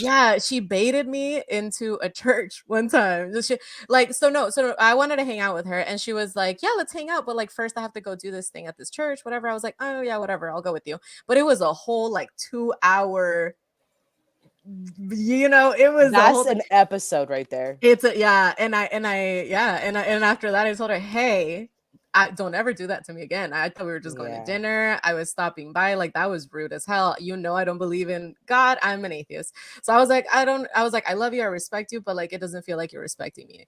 And she apologized. And then after that, she's like one of those cool Christians where she's just like, sorry, I was so freaking psycho. I was just excited about Jesus, but like sorry about that. You didn't deserve that. And she's apologized. And so after that, like we're good. It wasn't, I'm glad you guys were able to talk about that and be like, hey, don't do that again. It's like, okay, my bad. I'm glad that you guys are still friends and that worked out. Yeah. No, and it could have gone the other way. Yeah. And I thought it was headed that way. That's why I was like, we're not talking. Like I'm really angry. But no, I think that at our core, we're like really similar people. Even though we have totally different belief systems, which, hey, shows you that you can kind of have like, a peaceful relationship with someone that believes something totally different. Yeah. And we just, as long as there's that mutual respect. And we're still best friends. We've been for like, 20 something years. It's crazy. Oh, that's so cute. Yeah. I've been best friend. One of my best friends, it wasn't beef, but like I wouldn't call it beef because we weren't angry with each other, but I was upset because kind of like that. We didn't speak for like 8-9 months. Oof. And I was like, you know, I waited after the holidays because the holidays are supposed to be a fun time, or also can be stressful. If you're working, it's like the end of the quarter and all that stuff. I waited till it was all over, and I was like, hey, like, you know, I don't want to blame you or anything, but this is how I've been feeling. I've been feeling kind of lonely. Like, what's going on? You know, I wish our friendship can grow stronger from this, et cetera, et cetera. Oh my God, it was squashed instantly, even though it really wasn't beef. And we've been talking literally ever since. Like, we made plans a week after, saw each other. It was great. So it's just nice to get your feelings out. I love being able to do that because younger me would have never, you know. It's growth. No, yeah, squashing beef is great, but I mean, I feel like we're boring. We don't really have like drama beef, like right. Yeah. What about you? It's good to be boring. Yeah, it is good. It is good. Lou's like, let me switch it up. Yeah, no, my beef right now is diabetes. I'm gonna beat you. I'm just kidding. Oh my gosh. Listen, yeah, man, beef is beef. Sometimes you got beef with yourself. Sometimes you got beef for no reason. Sometimes only one of you thinks that their beef is happening and the other person's oblivious to it, you know? Oh, yeah. You know? As they say, beef is when you roll nothing less than 40 deep. That's what we used to say. Do you have any current beef, or are we speaking of past beef? No, I like to, I don't like, and I actually talked about a beef I had with somebody the other day. I don't like people not knowing where they stand with me. I have relation. I don't burn a lot of bridges. Like, I have tons of groups of friends, and I have certain people from different groups that hate each other, but I somehow can maintain relationships with multiple people. I'm a gray area guy, as you know, Sophia, you know, I'm not very black and white. I'm very gray area about stuff like that. So I can continue conversations with people, in relationship with people, even individually of each other.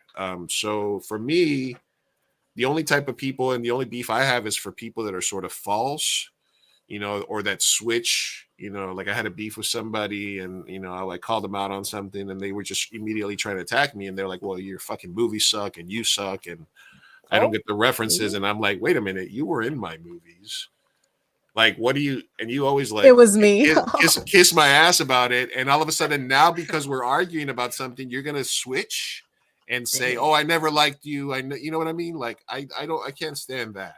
Yeah. You know, but even with that person, I basically told them, this is how I don't fuck with this, blah, blah, blah, blah, blah, blah, blah. And we can talk about it, or we can, or we can deal with it when we see each other next. And, you know, that's it. You know, everybody gets, you know, so I don't like to keep simmering beef because it doesn't, you spend so much time thinking about something that's overthinking. We already overthink enough as it is. Right. You know? So you're just coming up with scenarios and situations and, you know, it's just, it doesn't help you. You know, you got to let go. Yeah. And sometimes the beef doesn't get squashed one-sidedly, you know, it sounds like the other person's still holding some whatever, but on your end, you're like, I tried it all, it doesn't matter. You're so let that shit go, spill the beef. All right. I think we've gotten this question before. What's your biggest regret? We always, somebody always regret. Talissa, do you have one at your young age?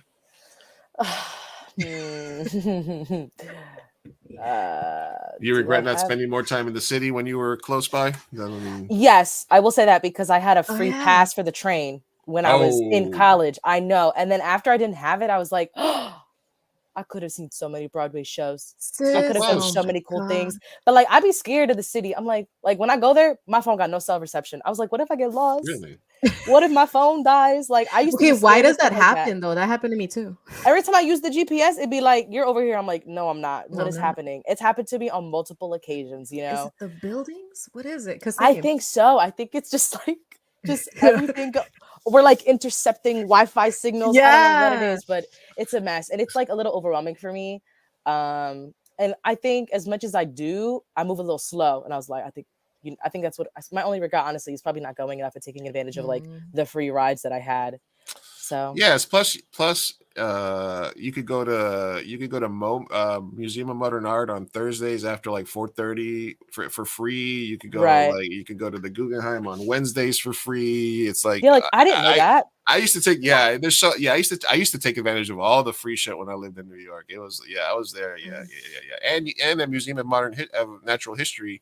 It's all you can pay a quarter to go in. You don't have to pay the full fare. It's a suggestion. That's awesome. And like, I have family that live out there, so like I think I think this regret isn't that No. big because, like, if I still wanted to go, I could. I have somewhere to stay, someone to show me around. You have it all. Why are you not doing it? I know. I just be comfortable, you know, with my little hoodie on, typing away, or not typing, you know, clicking channels. There you go. Yeah. All right. There So you go. good luck. What about with you guys? I think we've tried to answer this before. Oh, sorry about that. I don't think I have a. I regret not being born into wealth. Because like, what's that about? You know, parents, they just non-consensually birthed me. Yeah, into this I did not ask for this. I didn't ask for this, and like the audacity, you guys, you know. Yeah, that'll be my regret too. Yeah, that's a big regret, big one. I regret not finding Zoe Saldana when she no, was you did it. You know what? That would be my regret too. That would be mine too. You fucked up. I regret that when I was a senior and she was a junior, I was an actor in all the plays. I had no idea who the fuck she was You had or where she was. At the very least, you could have dated. Like you had the age. I swear, and I was a svelte 6 foot. Yeah, that was all right. That was my thing. All right. Anyway, thank you for regrets. All right, we got one more here from Huevon. And Huevon says, need advice on getting off my ass and starting my podcast. Feeling overwhelmed about, I was overwhelmed by that word. Feeling overwhelmed about the amount of research I have to do since it's history-based. I love the subject, but just feel too lazy to start my research.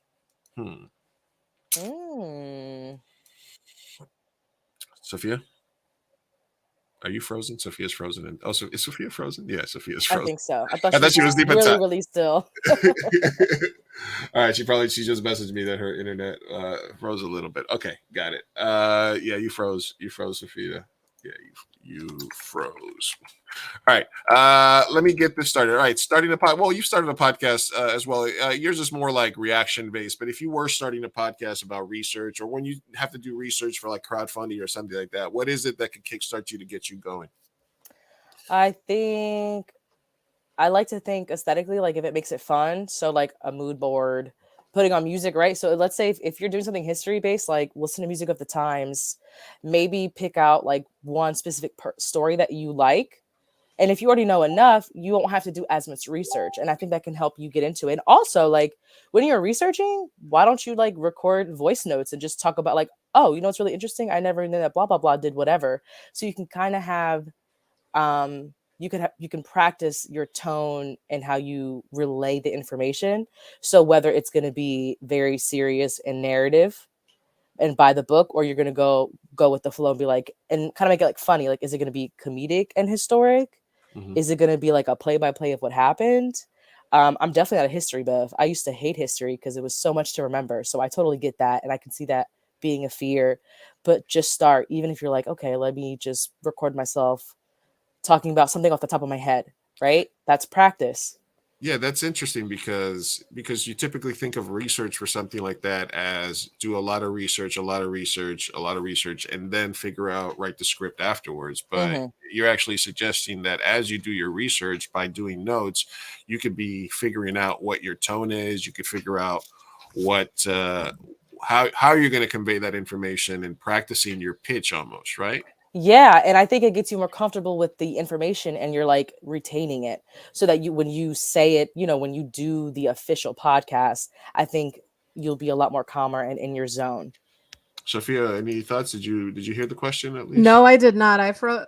You froze right when you were like, I was a slim little. Okay. No. The question was from Huevon. He said he needs advice on getting off his ass and starting his podcast. He's feeling overwhelmed about the amount of research he has to do since it's history based. Loves the subject, but just feel too lazy to start my research. Ooh. So you also got a master's. When you had to do research, how did you kick yourself in the butt? No, yeah, that's rough. Cause like, honestly, same. I love history. I love geography. I love psychology, but to do a podcast on that, oh man, that would take hours of research. You also don't want to spread any false information. Right. Talisa's idea was to record and do audio notes so that you can start practicing your pitch and stuff. So at least you're doing multiple things at once, right? Yeah. And like starting with what you like, right? Because if you say just history, Right. Everything is history. Like, That's true. are you going to do Egyptian literature? Are you going to go, like, what route are you going and how can you start? Yeah, is it educational? Because also another way of making it maybe less on your shoulders is to be like, hey, like I'm not the end all be all information. I'm not, it doesn't have to be just education based where you're just teaching a topic. You don't have to be a teacher as well. Like maybe you can talk about some history, like, Franz Ferdinand did this shit, like you believe it, and then just talk about it for a little bit, spew on it, talk about, I don't know, whatever, do your opinion based stuff, So it doesn't have to be, you don't have to be like looking at it from a professor standpoint, I guess. Just maybe research little snippets in history and then just kind of like, give your own take on that or opinion on that. I would say maybe as far as research, like that's probably the only way that you can make it, that you have to sit less to, and study up on it. Because otherwise, you do have to study what you talk about. So yeah, I don't know. Maybe positive reinforcement. Maybe start doing like, I'm gonna sit down this many hours this week and then reward yourself if you do that, have a system. I'm going to do that with my writing. So can I give him a little tough love here? Can I be of course, yeah. Okay, fine. Listen, I don't know if you watched the intro to our show, but there's a very talented actor named Shia LaBeouf, and he says just do it. Make your dreams come true. Yesterday, you said tomorrow. Yeah. Listen, there's zero excuse for you not doing a podcast, especially if it's a topic that you like. You can literally have the sum total of human knowledge at the sum of your fingertips. You can do research while you poop. You do that every day. Yeah. So fucking do some research. You got notes on the thing. You can literally just queue up a YouTube video about something and have it read it to you. Or you can just listen to shit. It's not like you got to know the Dewey Decimal System and go to the fucking library and go through here and then go down the racks. No, you got the sum total of human fucking knowledge at your fingertips. There is zero excuse for you not doing research. What I would suggest is that if you pick the period that you like, watch as much content, music, movies about that era as possible and figure out what hasn't been said. Yeah, that's true. A beautiful tip. Yeah. Go into it, listen to everything, watch all the YouTube videos about the exact thing. Look, figure it out. Look, if 17 people have already done the exact same podcast in the style that you want to do it, then maybe you're not doing it because you're going to waste your time. Then maybe you need to figure out a better topic. But if you go in there and you look for type in exactly what it is that you think you're going to do. There's probably somebody else that did it already. Right. And there's movies that have been made about it, but what hasn't been done? What's the angle that hasn't been taken? Exactly. If you don't want to waste your time, because it seems like you just don't want to work your time.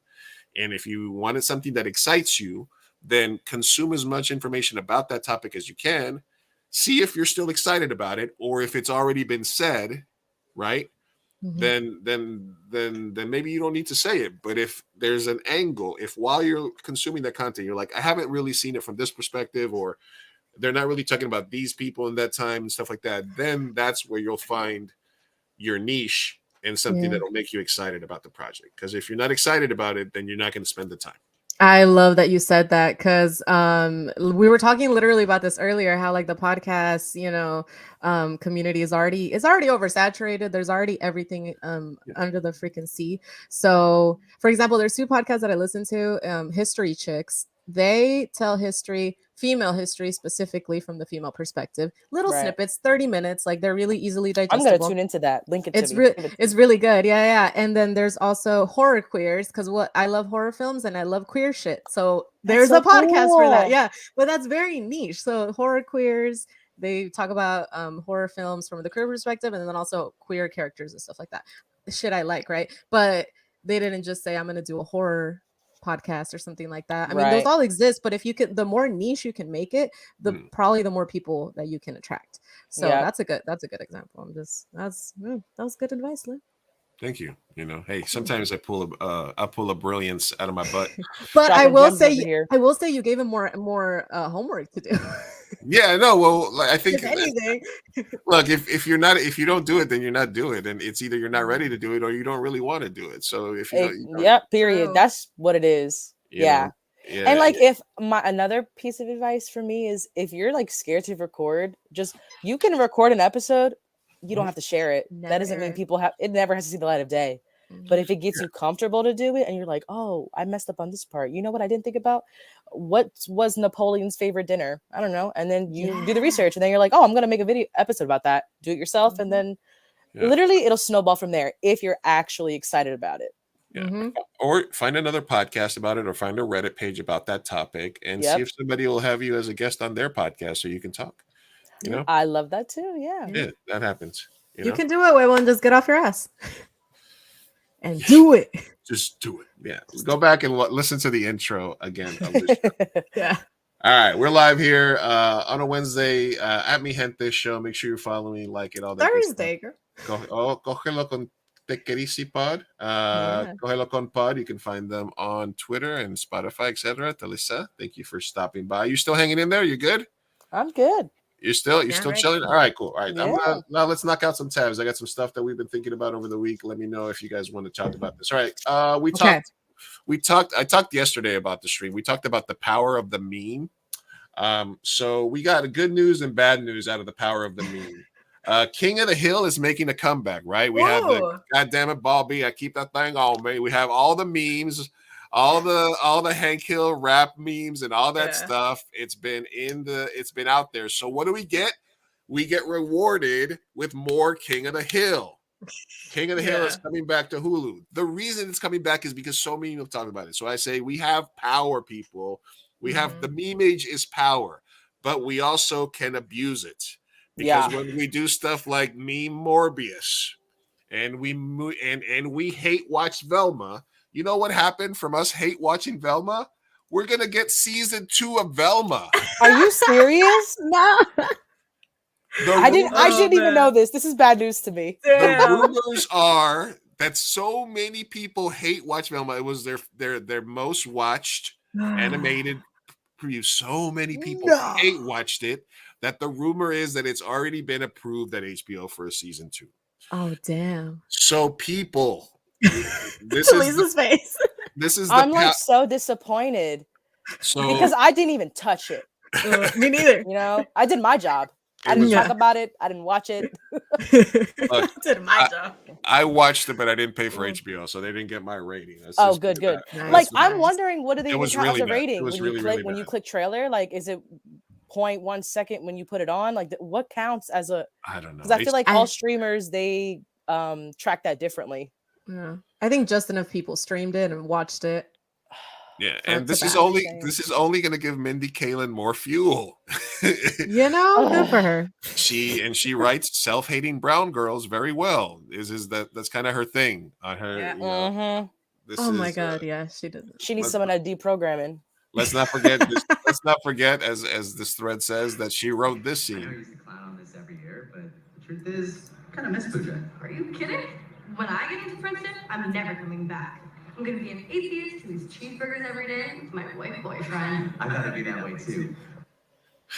Yep. She did that.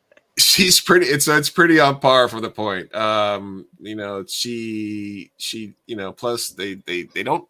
It's a Scooby-Doo and they don't have a dog. It's a whole thing. It's really, really bad. When they announced that, I was like, y'all lost me. Like, that's when.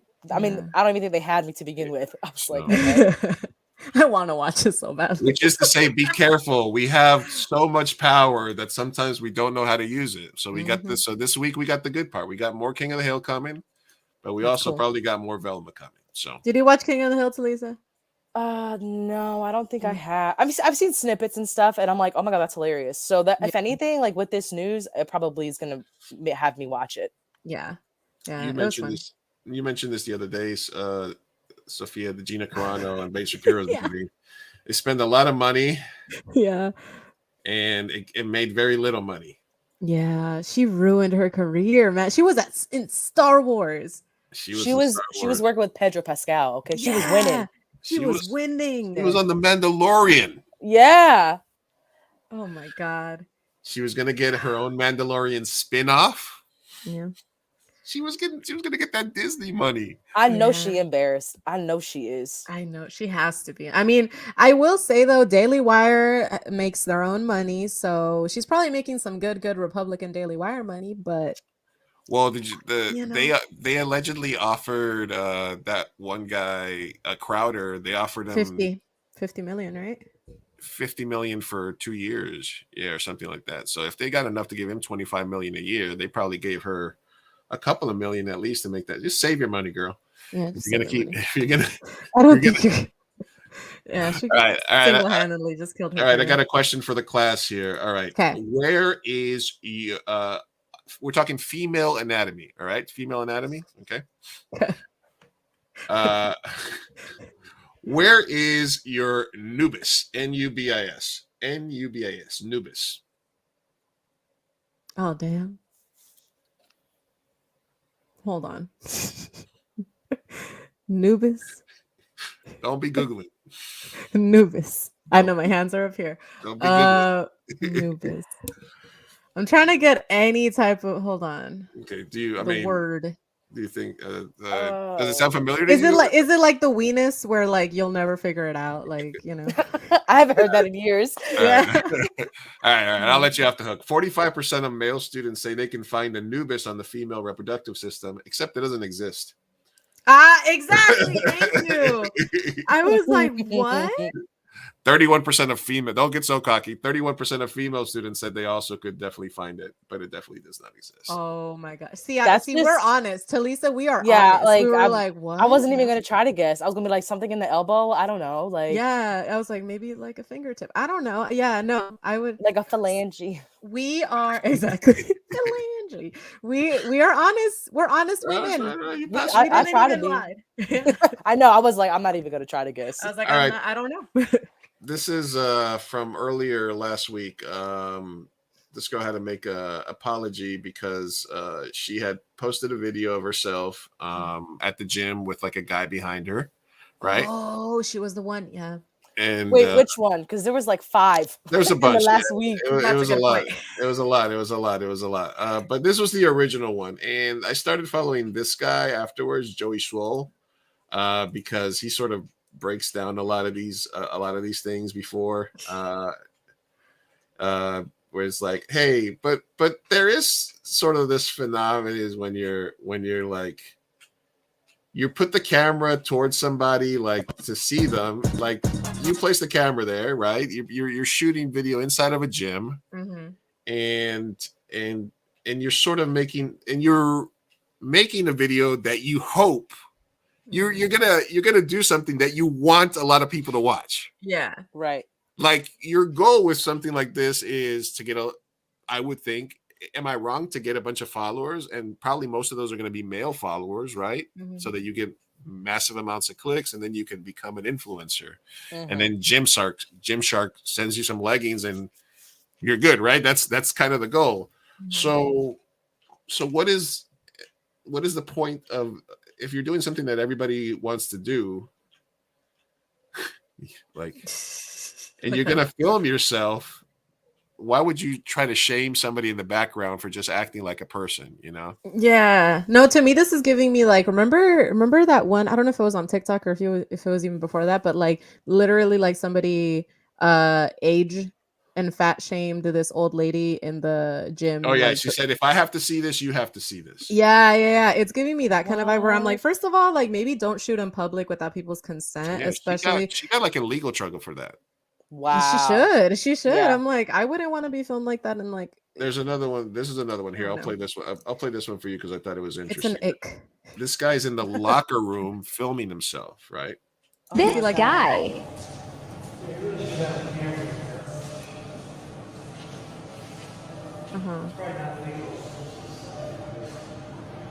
Still moving in progress here. What? Still in progress.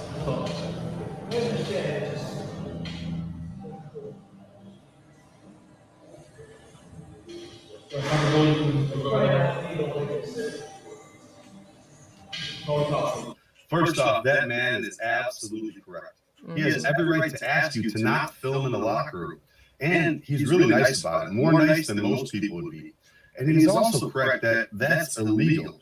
That's why you see signs in locker rooms that say, no recording, no video, no photos. If you happen to be filming and you catch somebody in the background that's changing or nude, like these two men are doing, and you post it, there's real consequences. And I totally get it. Yeah, so this guy's basically breaking down all these people that are like here, like yeah, I love that guy. Well, I like the fact that he's like equal opportunity, because at first I thought he was just like targeting the women that are like doing it like as sort of a sexist thing, you know, like an angle. But low key, it'd be like a hidden motive. You'd be like, yeah, exactly. Like, okay, like, look, if you're over here and this girl's about to do it, you saw her walk over there and turn her phone on, like you saw that, and then you're like, oh, she's doing handstands at the gym. Okay, all right, but he's still working out. He's still working out. He's doing. Mind you, he could be like disassociating, like, damn, my abs hurt. Not even. He probably doesn't even see her. Yeah, no, it's mad uncomfortable. Like, don't do that. It just, I don't know. Like, but they're about to get phones banned in the gym in general. I feel like they should at this point, because it's not good publicity. Like, it doesn't make the average gym goer want to go. Like, why does being a gym rat coincide with being a bully? I don't. It doesn't have to. Yes, exactly. Like, I understand gym selfies, but make sure that no one is in the background. And the thing is, like, even just saying that is like, that's already too much leeway. Yeah, I remember this video. Yeah, this is the original. This was how to not approach girls at the gym. I hate this. I hate when there's sweet days. It's me so uncomfortable. Feral, like a fucking feral. What?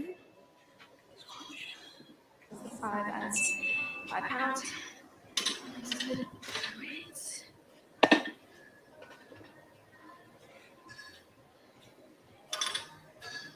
Excuse me? You don't have to do that. It's okay. No, that's okay. I got it. Thank you, though. See what I mean? Alright, here we go.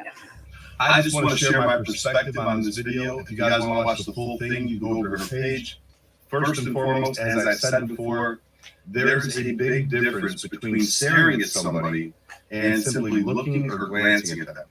So why did this man look at you? Well, you're in front of him off to the side, you're in his peripheral. Yeah, basically, this guy breaks down but I wanted you to watch the original. He might go take the weight. He might ask, "Hey, are you using this?" If you're that, like, this guy's showing this guy that's walking backwards. Like, what's the guy? Yeah, and then this guy breaks down. Listen, sometimes people walk backwards because it helps with thing. I wish I could do that. I want to walk backwards. I know. I was like, I would trip. I can't even walk forward. Like, keep the paper towels inside his headphones. Like, maybe he doesn't want to get his headphones sweaty. Like, let's let people be what they're gonna do. Look. As a big guy that sometimes struggles to get to the gym, it's like, come on, man, come on. This makes you never want to go. Exactly. It's like a gym insecurity. I think it's just so unfair. And the original one that you shared of her like, yelling feral, it's a little cringy. And I feel like you have a lot more hate for men than you realize. Like, let's talk about it. She maybe did do gym stuff at home. Like, make your own gym. If you're that afraid to be around men, even in their proximity, then maybe you should not be going outside. Like, I'm sorry, but they exist. Or go to the gym go to an all women's gym. I don't know if they have them anymore. I used to have one around me when I was younger. Or go when it's dead, like completely dead. Go on the off-peak hours. She did in her apology say that she had some sexual assault in her past or some issues from her that was that would cause her to do stuff like that. So it seemed like it. So she seemed like she immediately was like, this is not helping me out. But you also hair on end, like scared. Mm-hmm. Yeah, what you shouldn't do is you shouldn't go outside using your trauma as like a reason to harass somebody else. That's another thing. So boom. He was just trying to work out, girl. Just I don't know. All right, this one's gonna be this one's gonna be a tough one here because okay, so here this is in Iran. A couple got sentenced to a decade in prison for dancing in the street. In Iran, it's illegal to do all kinds of crazy stuff. So 21-year-old and 20-year, they were seen taking a romantic clip twirl. They did a little video 21. at 21. All right, but wait, just give it a second. They were also banned from using the internet. They've been deprived of lawyers. They got 10 years. Listen, I was feeling what you were feeling. I was feeling what you were feeling until I saw this picture. Okay. Sorry. All right. I'm sorry. I know this is wrong of me. This is not funny. That is a smolder if I've ever seen one. That's his blue steel. Sophia, I am not the one that's laughing here. I'm sorry. You did it to me. I'm sorry. That's just a cringe I'm photo. sorry. It's obviously a horrible regime, but when I saw the picture, I was like, well, does look a little douchey there. Sorry, I'm just little douchey. But hey, that's not illegal. That's not illegal. Neither That's should not be illegal. dancing in the street. I'm sorry. Like I said, we're not the serious show. I'm sorry. No. Sometimes I see a joke and it's just too easy to pass it up. All right. I'm sorry. Okay. Talisa, do you have any reaction to the James Gunn announcement, the DC Universe stuff? Do you keep track of that, or is it not really? Yeah, I watched he announced that yesterday, right? Mm-hmm. Oh my god, the days blur together. Yeah, I'm excited. No more Henry Cavill. Yeah, that I'm a little like, what's going on here? Like, I feel like, okay, aside from what he announced, I'm just confused on who's staying and who's leaving. That's what's so confusing to me. I don't see the appeal in the people they kept. Like, yeah. And I'm excited for the animated stuff. I like DC animated stuff. Actually, last year, like all of January, that's all I watched, DC animated movies. And I was like, this is amazing. And then I was like, okay, I got burnt out. But I'm excited for I like the idea that the animated stuff is going to burn and melt into the live action. He said like even the people who do the voice acting will be playing the actors in live action, which is fun. I think that kind of connection is great. But again, I'm still kind of like unclear. Why do we still have Ezra? Why do we let go of? That's what I was gonna ask. I'm like, did Ezra Miller stay? Well, basically, I think what he's saying is that the Ezra Miller Flash movie is going to reset the whole universe, which is why they won't need Henry Cavill, why they won't need anybody else. So basically, I think he's gonna fuck with time and space somehow, and that's gonna reset a multiverse and all that. Yeah, multiverse, a lot of stuff. So. But like at this point, with how many rewrites it had, they literally could like recast them mid-movie. Yeah. We'd be fine with it. Yeah. Like, I don't know what the dedication is. And this right here. Yeah, and they still say that Batgirl was not releasable. Oh, please. I don't care. I don't believe you. Yeah, I don't even believe you. Even if that was true, like I still want to see it. My curiosity cannot be exactly. Especially after Scooby-Doo did so well, you can't not release it. Even if it's terrible, we'll watch it. Yeah. And Brendan Fraser is so hot right now. Like that, even for that. I love Brendan Fraser. I was just watching The Mummy the other day, like rewatching it. Oh, that's great. I love it. Yeah, and you brought it up, which is where these guys land. And I think the Ezra Miller thing is resetting everything for them. And I think that's why they kept it on the slate, because it allowed them to be like, yeah, he's a problematic piece of shit, but the movie came out good.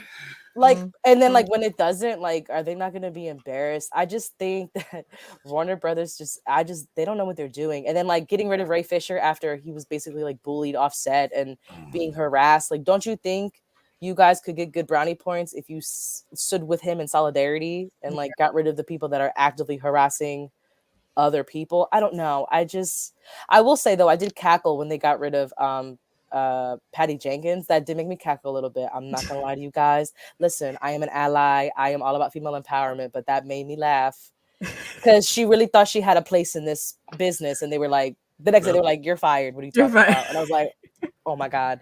But yeah, I don't know. It's disappointing because like I think, or I wonder if they're trying to like do the same formula as Marvel. You don't have to. That's what sets you guys apart. That's what your fan base likes, how different you are from Marvel. Why would we want the same thing over and over? Yeah, nobody. Yeah, exactly. It was MCU was light, fluffy. DC tried to do dark. It's Snyderverse, and now you're bringing it's all combined. It's going to be just one genre of superhero movie. Yeah. Let me ask you: did you guys like, or did you see Matt Reeves' The Batman? What did you guys think of that? No.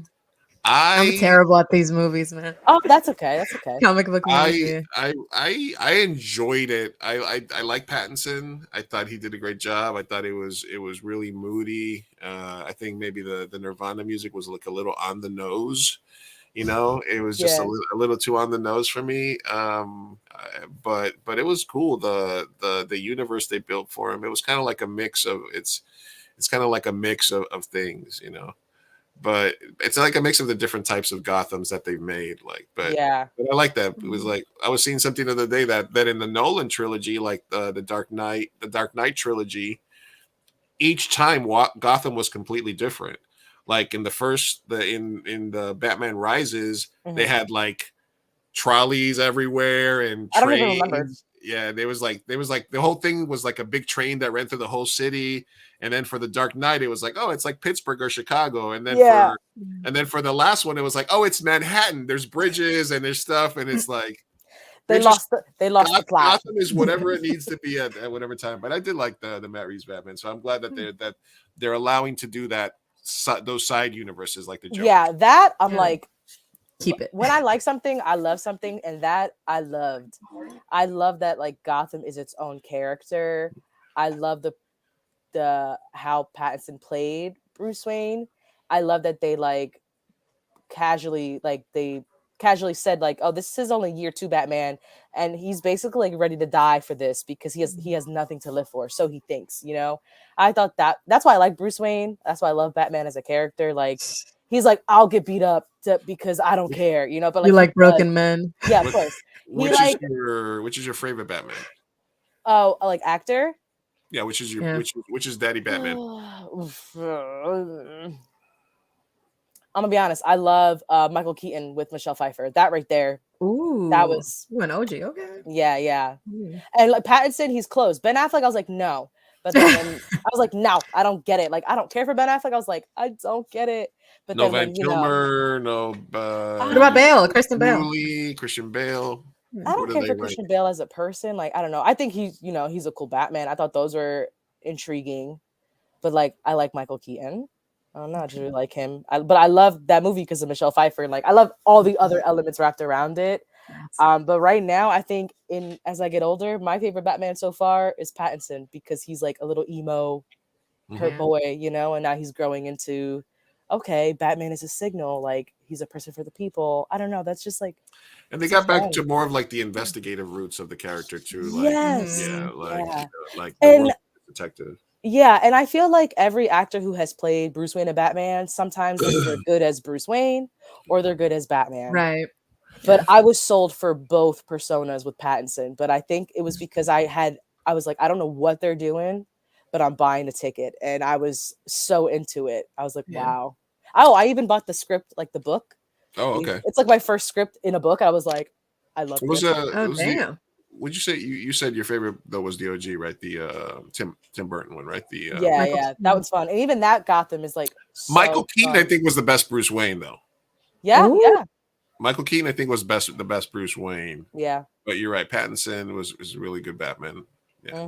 And I just can't wait to see who he becomes later. Like it's just great. I'm interested. We always see him already already as Batman. We see like it's like 10 years in already. You know what I mean? Like broken back. What are you more excited for? If you could buy a ticket to watch one of these tomorrow, would it be the second Batman or would it be the Joker with Lady Gaga as It's Batman. Because aren't they making the sequel like a musical? Yeah. Why? I mean, I'm probably gonna watch it. I'm not gonna lie to y'all. I'm gonna watch it, but I don't. Because they got Lady Gaga. Yeah, and I'm gonna be honest with you. I don't think I've seen a lot of things with Lady Gaga in it. Like I never saw the. Lady Gaga was like, "Don't make me sing." The country one, that one. Yeah, I haven't seen it, so I'm like, okay. I saw it. It was alright. All right. Point of view: you are working in Congress, and somebody puts out free cupcakes. Do you take these cupcakes? Oh my God, no. Just wanted to put some cupcakes out for you guys.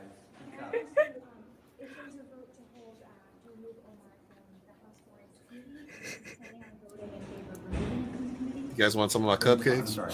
We're asking if there is a vote. If there is a vote. I'm the gay Jewish guy that's Catholic and married. I haven't seen it on the docket, but we'll make that determination. Anyway, And who are these cupcakes from? he put out mystery cupcakes. Mystery cupcakes. I don't trust anything that man says or does. All right, you're a hungry intern working in Congress. You're passing or smashing those cupcakes. Oh wait, I'm hungry. I mean, you're under. Yeah, all bets are off when I'm hungry. I mean, you're an underpaid intern, right? You're starving, actually. But it's also George Santos, who's he's a grifter. You don't know what the fuck's in those. I don't know what's in there. No, those I'd rather just starve. It's fine. Same. Yeah. Same. Are you pro or against potlucks? Tell us. Depends who's hosting. Ooh. Honestly, I've hosted one. That was fun. So yeah, I'll go to my own. I throw down. I like to cook. Wait, but it really depends. What kind of potlucks are you against? Like anyone where there's an orgy right next to it. There's like, hey, an orgy potluck. Orgy potluck. Yeah, you never eat the food at an orgy. Just hell no. Have a burger afterwards. You'll be hungry. All right. Why, Lou? Why? Listen. Let's leave some mystery. All right.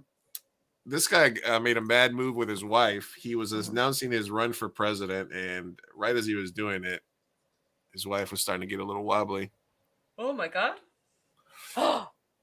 Not the flag falling on her. 3, 4. That was about 3 seconds too long that it took him to react to that. No. Yeah, it's a little bit. It took him a little bit. Look, she's falling here. He was like, He's shit. literally the last one to get there. The last one. Did he like forget they were married? You know that was an argument in the car ride back home. Oh yeah, for sure. Now she was fine, but there is this shot that she will forever bring up. Yeah, right there. I'm on the. Remember that time I collapsed and you just sat there and you kept looking at me? He'll never live that down. Damn. That's a bad move. Wait, why did you bring up the potluck stuff? I was waiting for a potluck related tab. Oh, I don't know because I don't know why. I don't know why that just popped into my head. Okay, love me a potluck. Yes. There's people that don't like potlucks. All right. Okay. I mean, would I rather be fed than to bring food? Sure. Yeah. Who would? It just depends who's cooking it. Like if you got cats that be on your counter, I don't know. Yeah, it depends. I get that. Yeah. That's my fear. Or if I know you're not what are you bringing and you're not like if you're making chicken but you never made chicken before, no.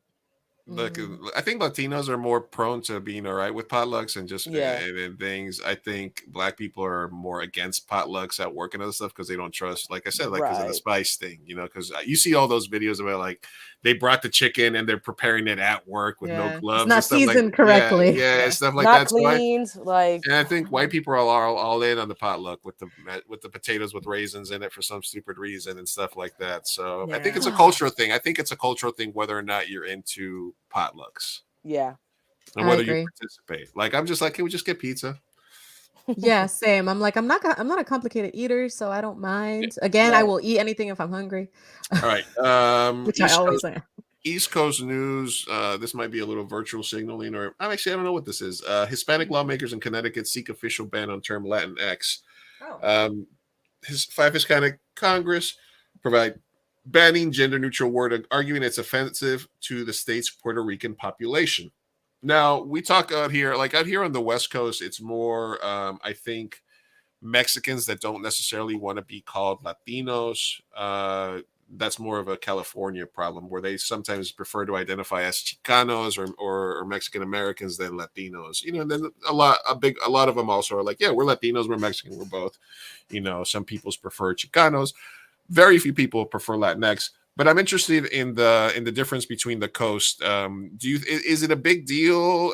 In Jersey, is it used at all? Do you find that it's more based on age, whether people are into it or not? And are there more stuff like this happening where they're just I honestly, there's not much. The only anger or like divide I see is online. In person, it's not like that at all. At least for me and my community and who I'm around. Like it's interchangeable for us, but again, I think it's because of who we're around.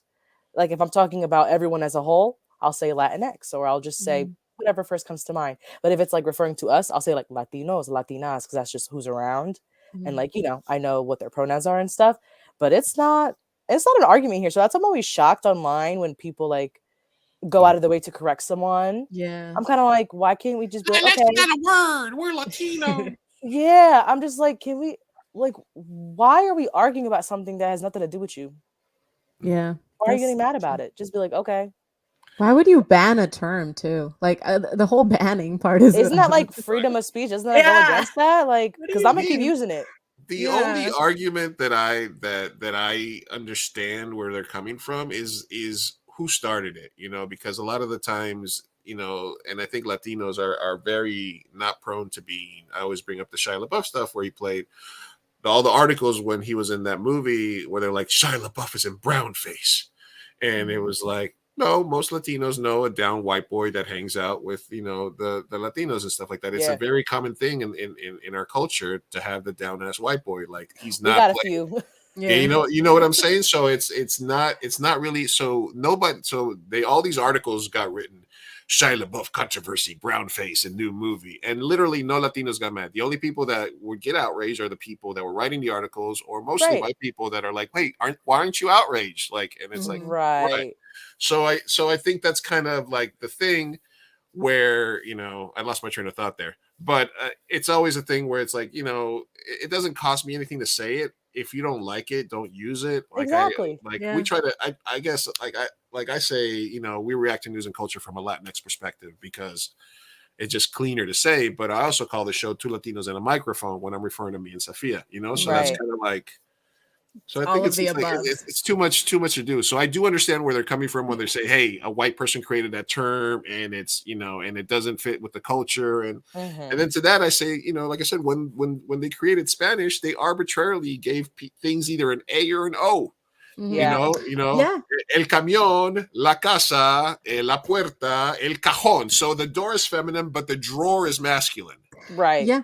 It doesn't make any fucking sense. It's just how it sounds better phonetically. Yeah, and on that point, in Mexico, like in Latin American countries, like you can't say LatinX, so they use Latine with the E. Yeah, you could just do that. And when I was in high school learning, proper Spanish, one time I only saw it once when they said Latina, the A at the end was an arroba. It was like the at sign. Yeah, the at for sign, both genders. A and for both A and L. Yeah, and I'm like, well, why don't we just start using that again? Or is that not something we want to? Because non-binary friendly and stuff like that. But over there, I think they're starting to use E as like the inclusive thing. So it'll be. Yeah, I've kind of noticed it on TikTok when like some Puerto Ricans like from the island, I'll be like, okay, so that's what we use it now. I'm like, all right, Yeah, it's just, do we always have to be angry about something? Like there's so much already against us. Like, can we just come together for one thing? Let's not do all this. Just agree that it's a thing, and you can use it if you want to, and you can use it. Yeah, it doesn't cost me anything more. When I write Latino and I just do a little XOEA, everybody's included. We're all here.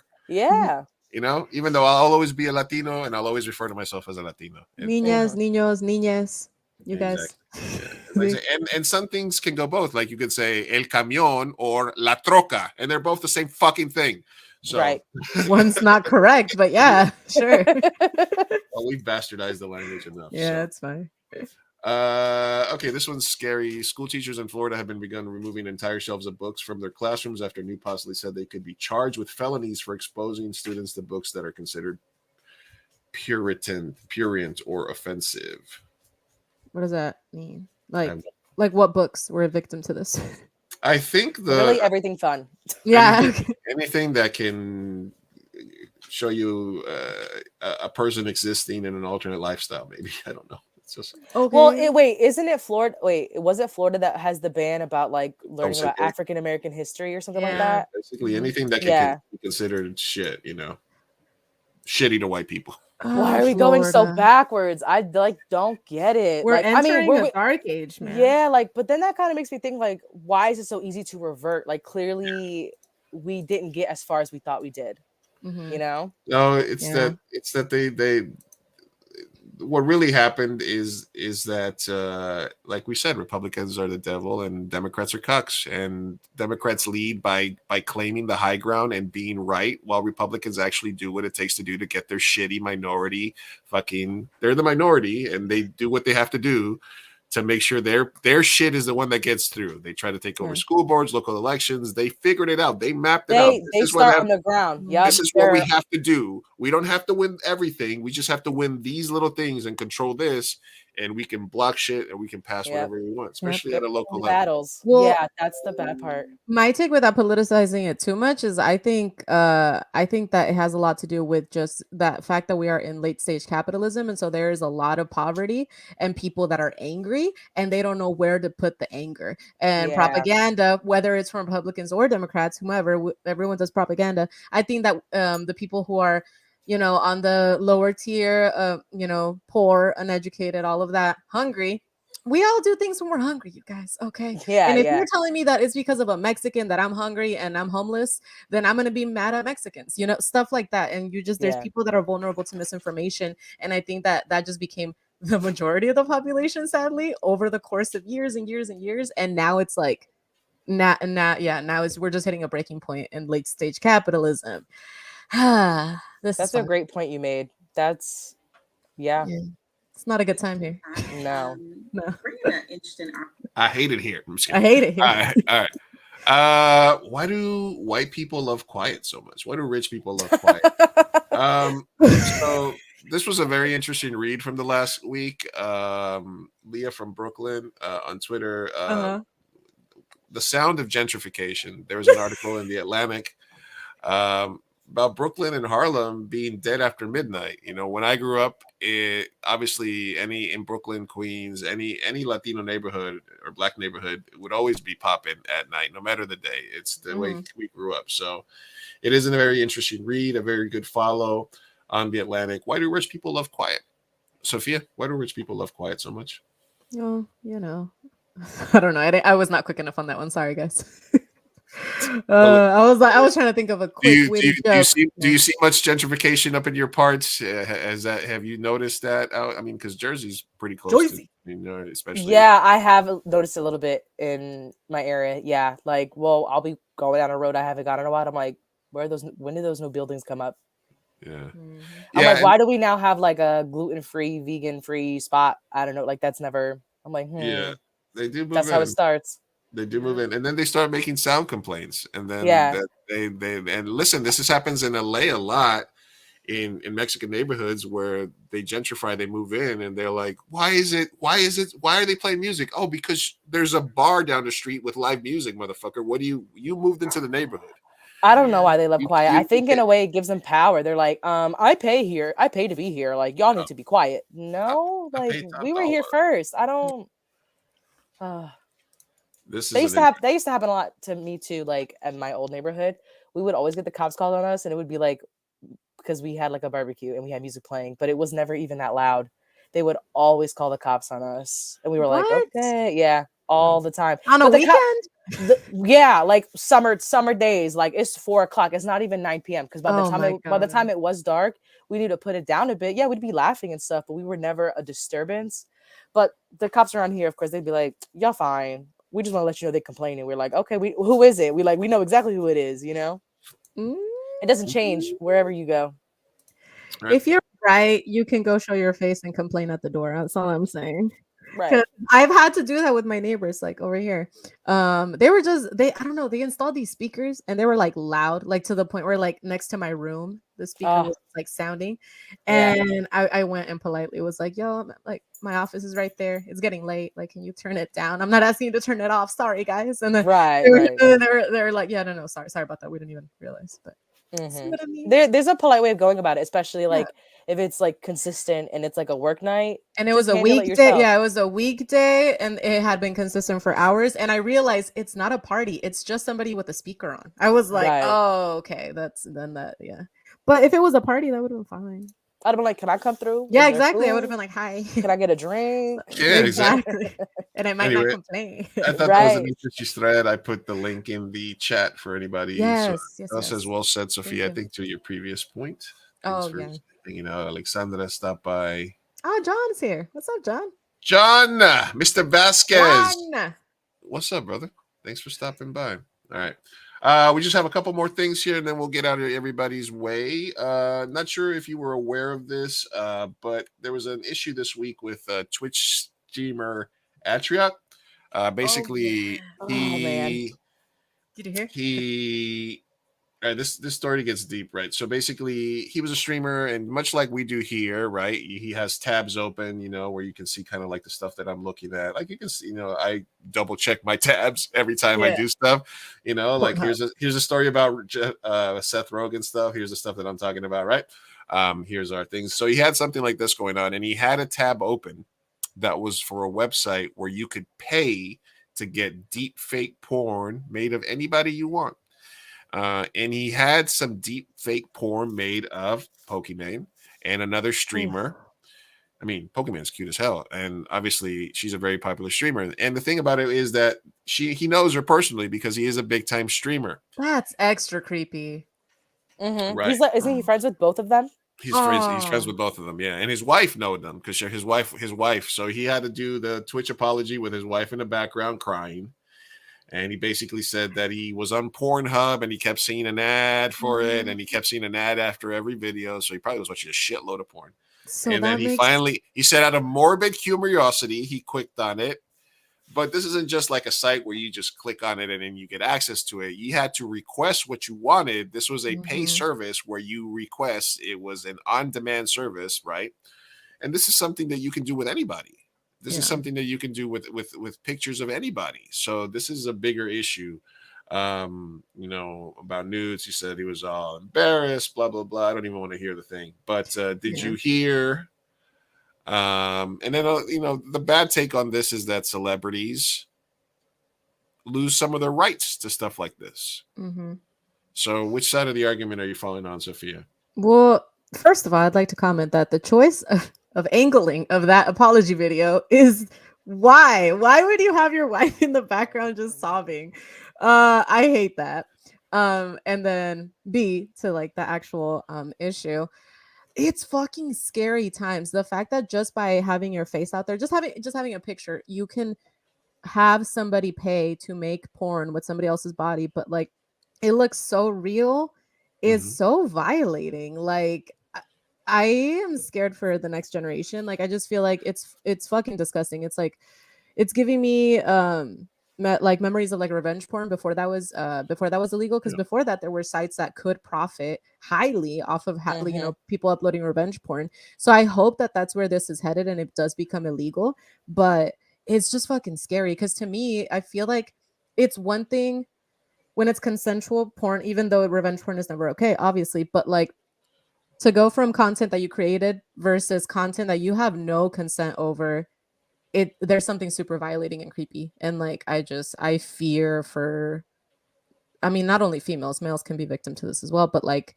just anybody is just, I don't know, it's creepy. And I feel like the fact that you did with your friends, like there's just no coming back from this. I don't know, it's disgusting. Other streamers found out that they were like Sweet Anita, who's another big Twitch streamer, found out about it by the story that website was on.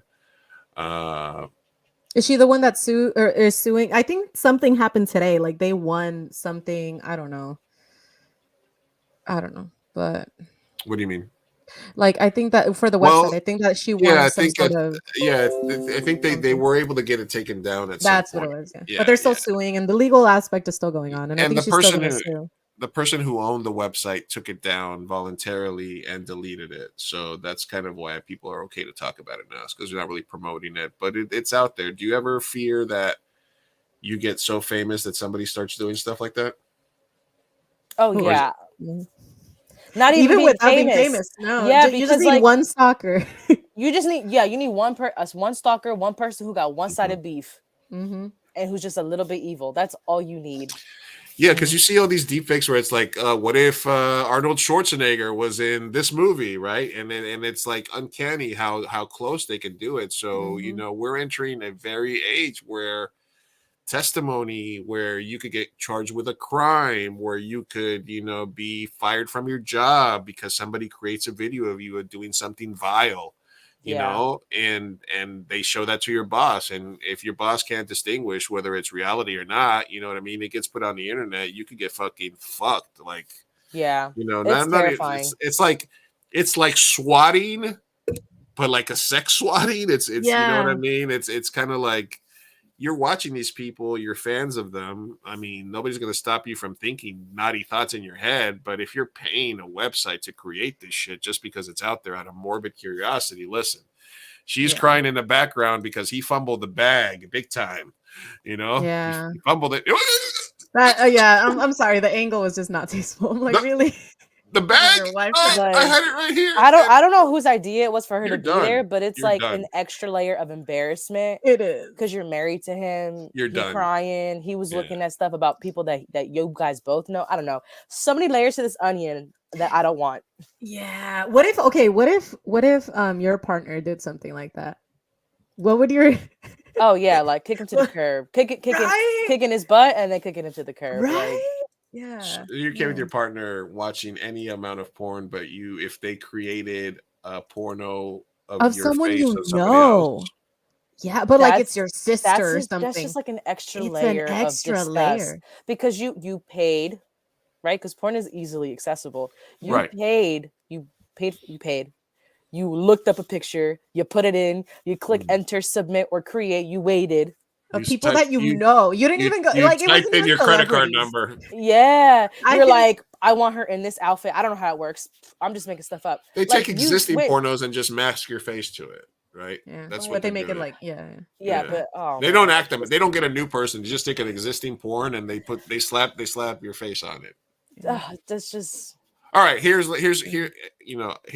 one angle I'll ask you. What is there a scenario where like a consenting couple who, for example, has like a cuckold fantasy of seeing his wife have sex with somebody, instead has them make a deep porn of her having sex with multiple guys that they can watch together? Is that okay?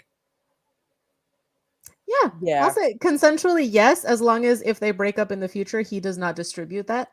Yeah, And she like- has full ownership and control of it. Yeah. literally verbatim what I was gonna Yeah. say. Like if they're married, there needs to be a clause in there like Yeah. if we divorce, this needs to be deleted. This is Neither of mine. us either I have it or I have the right to delete it forever. It's written in stone. Yeah. Yes. Yeah. All right, I all agree. right. Yeah. Got it. All right, But okay. yeah, no, for sure. I mean, like everything in technology, it can have its positive aspects. That would be one. Lou, you found it. Congrats. I was just listen. I'm in the gray area. I'm knee deep in that. All right. The last things that I had here were you can hang out with Seth Rogen as his LA creative retreat. Basically, listen. He's doing a partnership with Airbnb on the February 15, 16, and 17. 2 lucky guests per night will be able to witness his creative process. You're gonna get one of his. They make pottery now, I guess. He's gonna get stoned. Oh my god. It's pretty interesting. All you have to do is basically book it. It's not a contest. You just go to the link and you got to be the first one when it comes up on Airbnb to book it, and you can book it and you can just hang out with Seth Rogen. Whoa, okay, I want to do this. It's free. That's incredible. No, you have to. I mean, it's $42 for the room to book it on Airbnb. That's cool. Plus, probably like an $800 cleaning fee or something. Right. Somewhere. Yeah.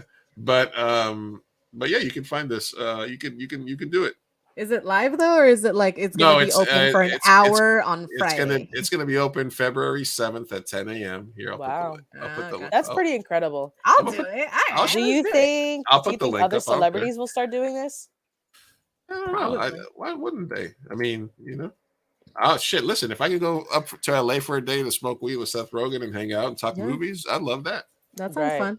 You know who's eventually- really smart though is Bad Bunny. He literally just made an Airbnb like out of like the cover of his album, and it's been booked for years. Like, like it's already pre-booked for the next I don't know how many years. And when I think about how much that charges a night, it's insane. Like I'm like, this man is making so much money. So much. So much. There's the Airbnb in like Rosarito that was Pablo Escobar's house that's continuously sold out, right? See who's making money off of that? God damn! I need to get an Airbnb. I need to make something cool and trendy. Come on! You want to be an evil landlord now? Come on, Sophia. You're back. I know. That's like the fear. We are in late stage capitalism. If you can't beat them, join them. Right. All right. This is the clapback of the week. They try to tell this fashion designer that she wasn't American enough, and she told them, well, you'll hear for yourself if it would play. Yeah. Come on. Telling you we don't like silence, huh? What happened here? I don't know. I mean, your Wi-Fi is better than mine. I'll tell you that much. Yeah, I had it already ready to go. Oh, there you go. She did not stop. Some of our viewers may say, we cannot trust Iran. What are your thoughts? I mean, I don't think we can trust this country. I mean, what has this country done to the majority of the countries in the Middle East? You know, like, I don't think if Iran's having nuclear weapons, I'm a pacifist. I don't believe in violence. But also, when we look at the legacy of imperialism and colonization in the Middle East, and we see the legacy of this country and all of the violence that it has not only created, but also created the capacity for. A lot of these weapons in the Middle East are completely brought in by the United States. A lot of Americans might take offense to that. You're an American. I don't feel like an American when you're saying, you know. I think I've read, you know, and I think that it's really important that we look at these really simple narratives that we're told, whether it's about Muslim women, whether it's about the legacy of this country, knowing that this country literally was built on the backs of black slaves and after the genocide of indigenous people. And I think there's a lot that we can be proud about, but I think that we shouldn't let that sort of blindside us for the reality of the situation. Yes. Boom. Yes. Well oh said. my God. I love it. Yes. Dude, we literally just, like, this past week bombed Iran's weapons facility unprovoked for no reason. So we do a lot of shit. we do so much. And then we just love to be like, well, they're misogynistic and blah, blah, blah. Like, bro, we invaded them. Yeah. American ignorance is like truly baffling to me. Like when it comes to the scope of just international affairs, like we stupid. We stupid. Talisa V. Yes. Yeah. Everybody go follow her on Twitter. Cógelo con Take It Easy podcast. Films coming up. Look for it eventually. In abundance. Yes. Are you at Tali V everywhere? Yes, Instagram, Twitter. That's where I usually am. Maybe even on Letterboxd. I don't even know. I like to log my movies. She passed the bracket bit. She contributed during the No Namez Way section, and she's hung out with us. So I want to thank you very much for coming on. Thank you so much for being here. Thanks so much for having me. I really had fun, and I hope I hope you guys had fun with me, and I hope we all learned something from this. I know I did. Yeah, absolutely. Oh, yeah. We definitely, it was definitely a treat to have you on. And like I said, I wish you all the best with your filmmaking career. We're always here. Writer to writer, director to director. We have actors and stuff like that. You know, if you want to write something that takes place in San Diego, we can help you out. I know some people. Same over here. I got connects. I got you. Next time I'm in the East Coast, I'm hit you. You're West Coast connected now. So awesome. We're going to let you go. Talisa, we're going to say goodbye to everybody. So everybody, thank you for joining us tonight. Make sure you follow her. Make sure you follow at Mi Gente Show everywhere. Make sure you like, share with your friends. Give us a rating on whatever podcast network you're on. We appreciate it. We love you. We'll be better next time. Thank you, guys. Peace out. Hasta luego. Bye.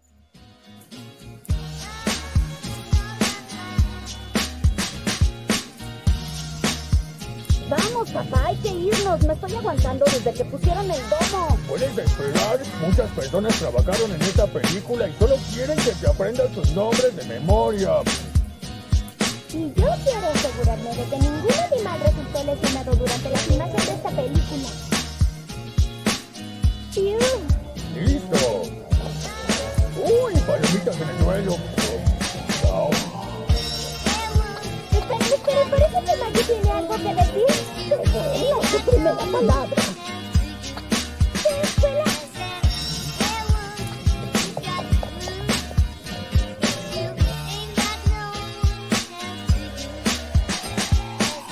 4 años de escuela de cinematografía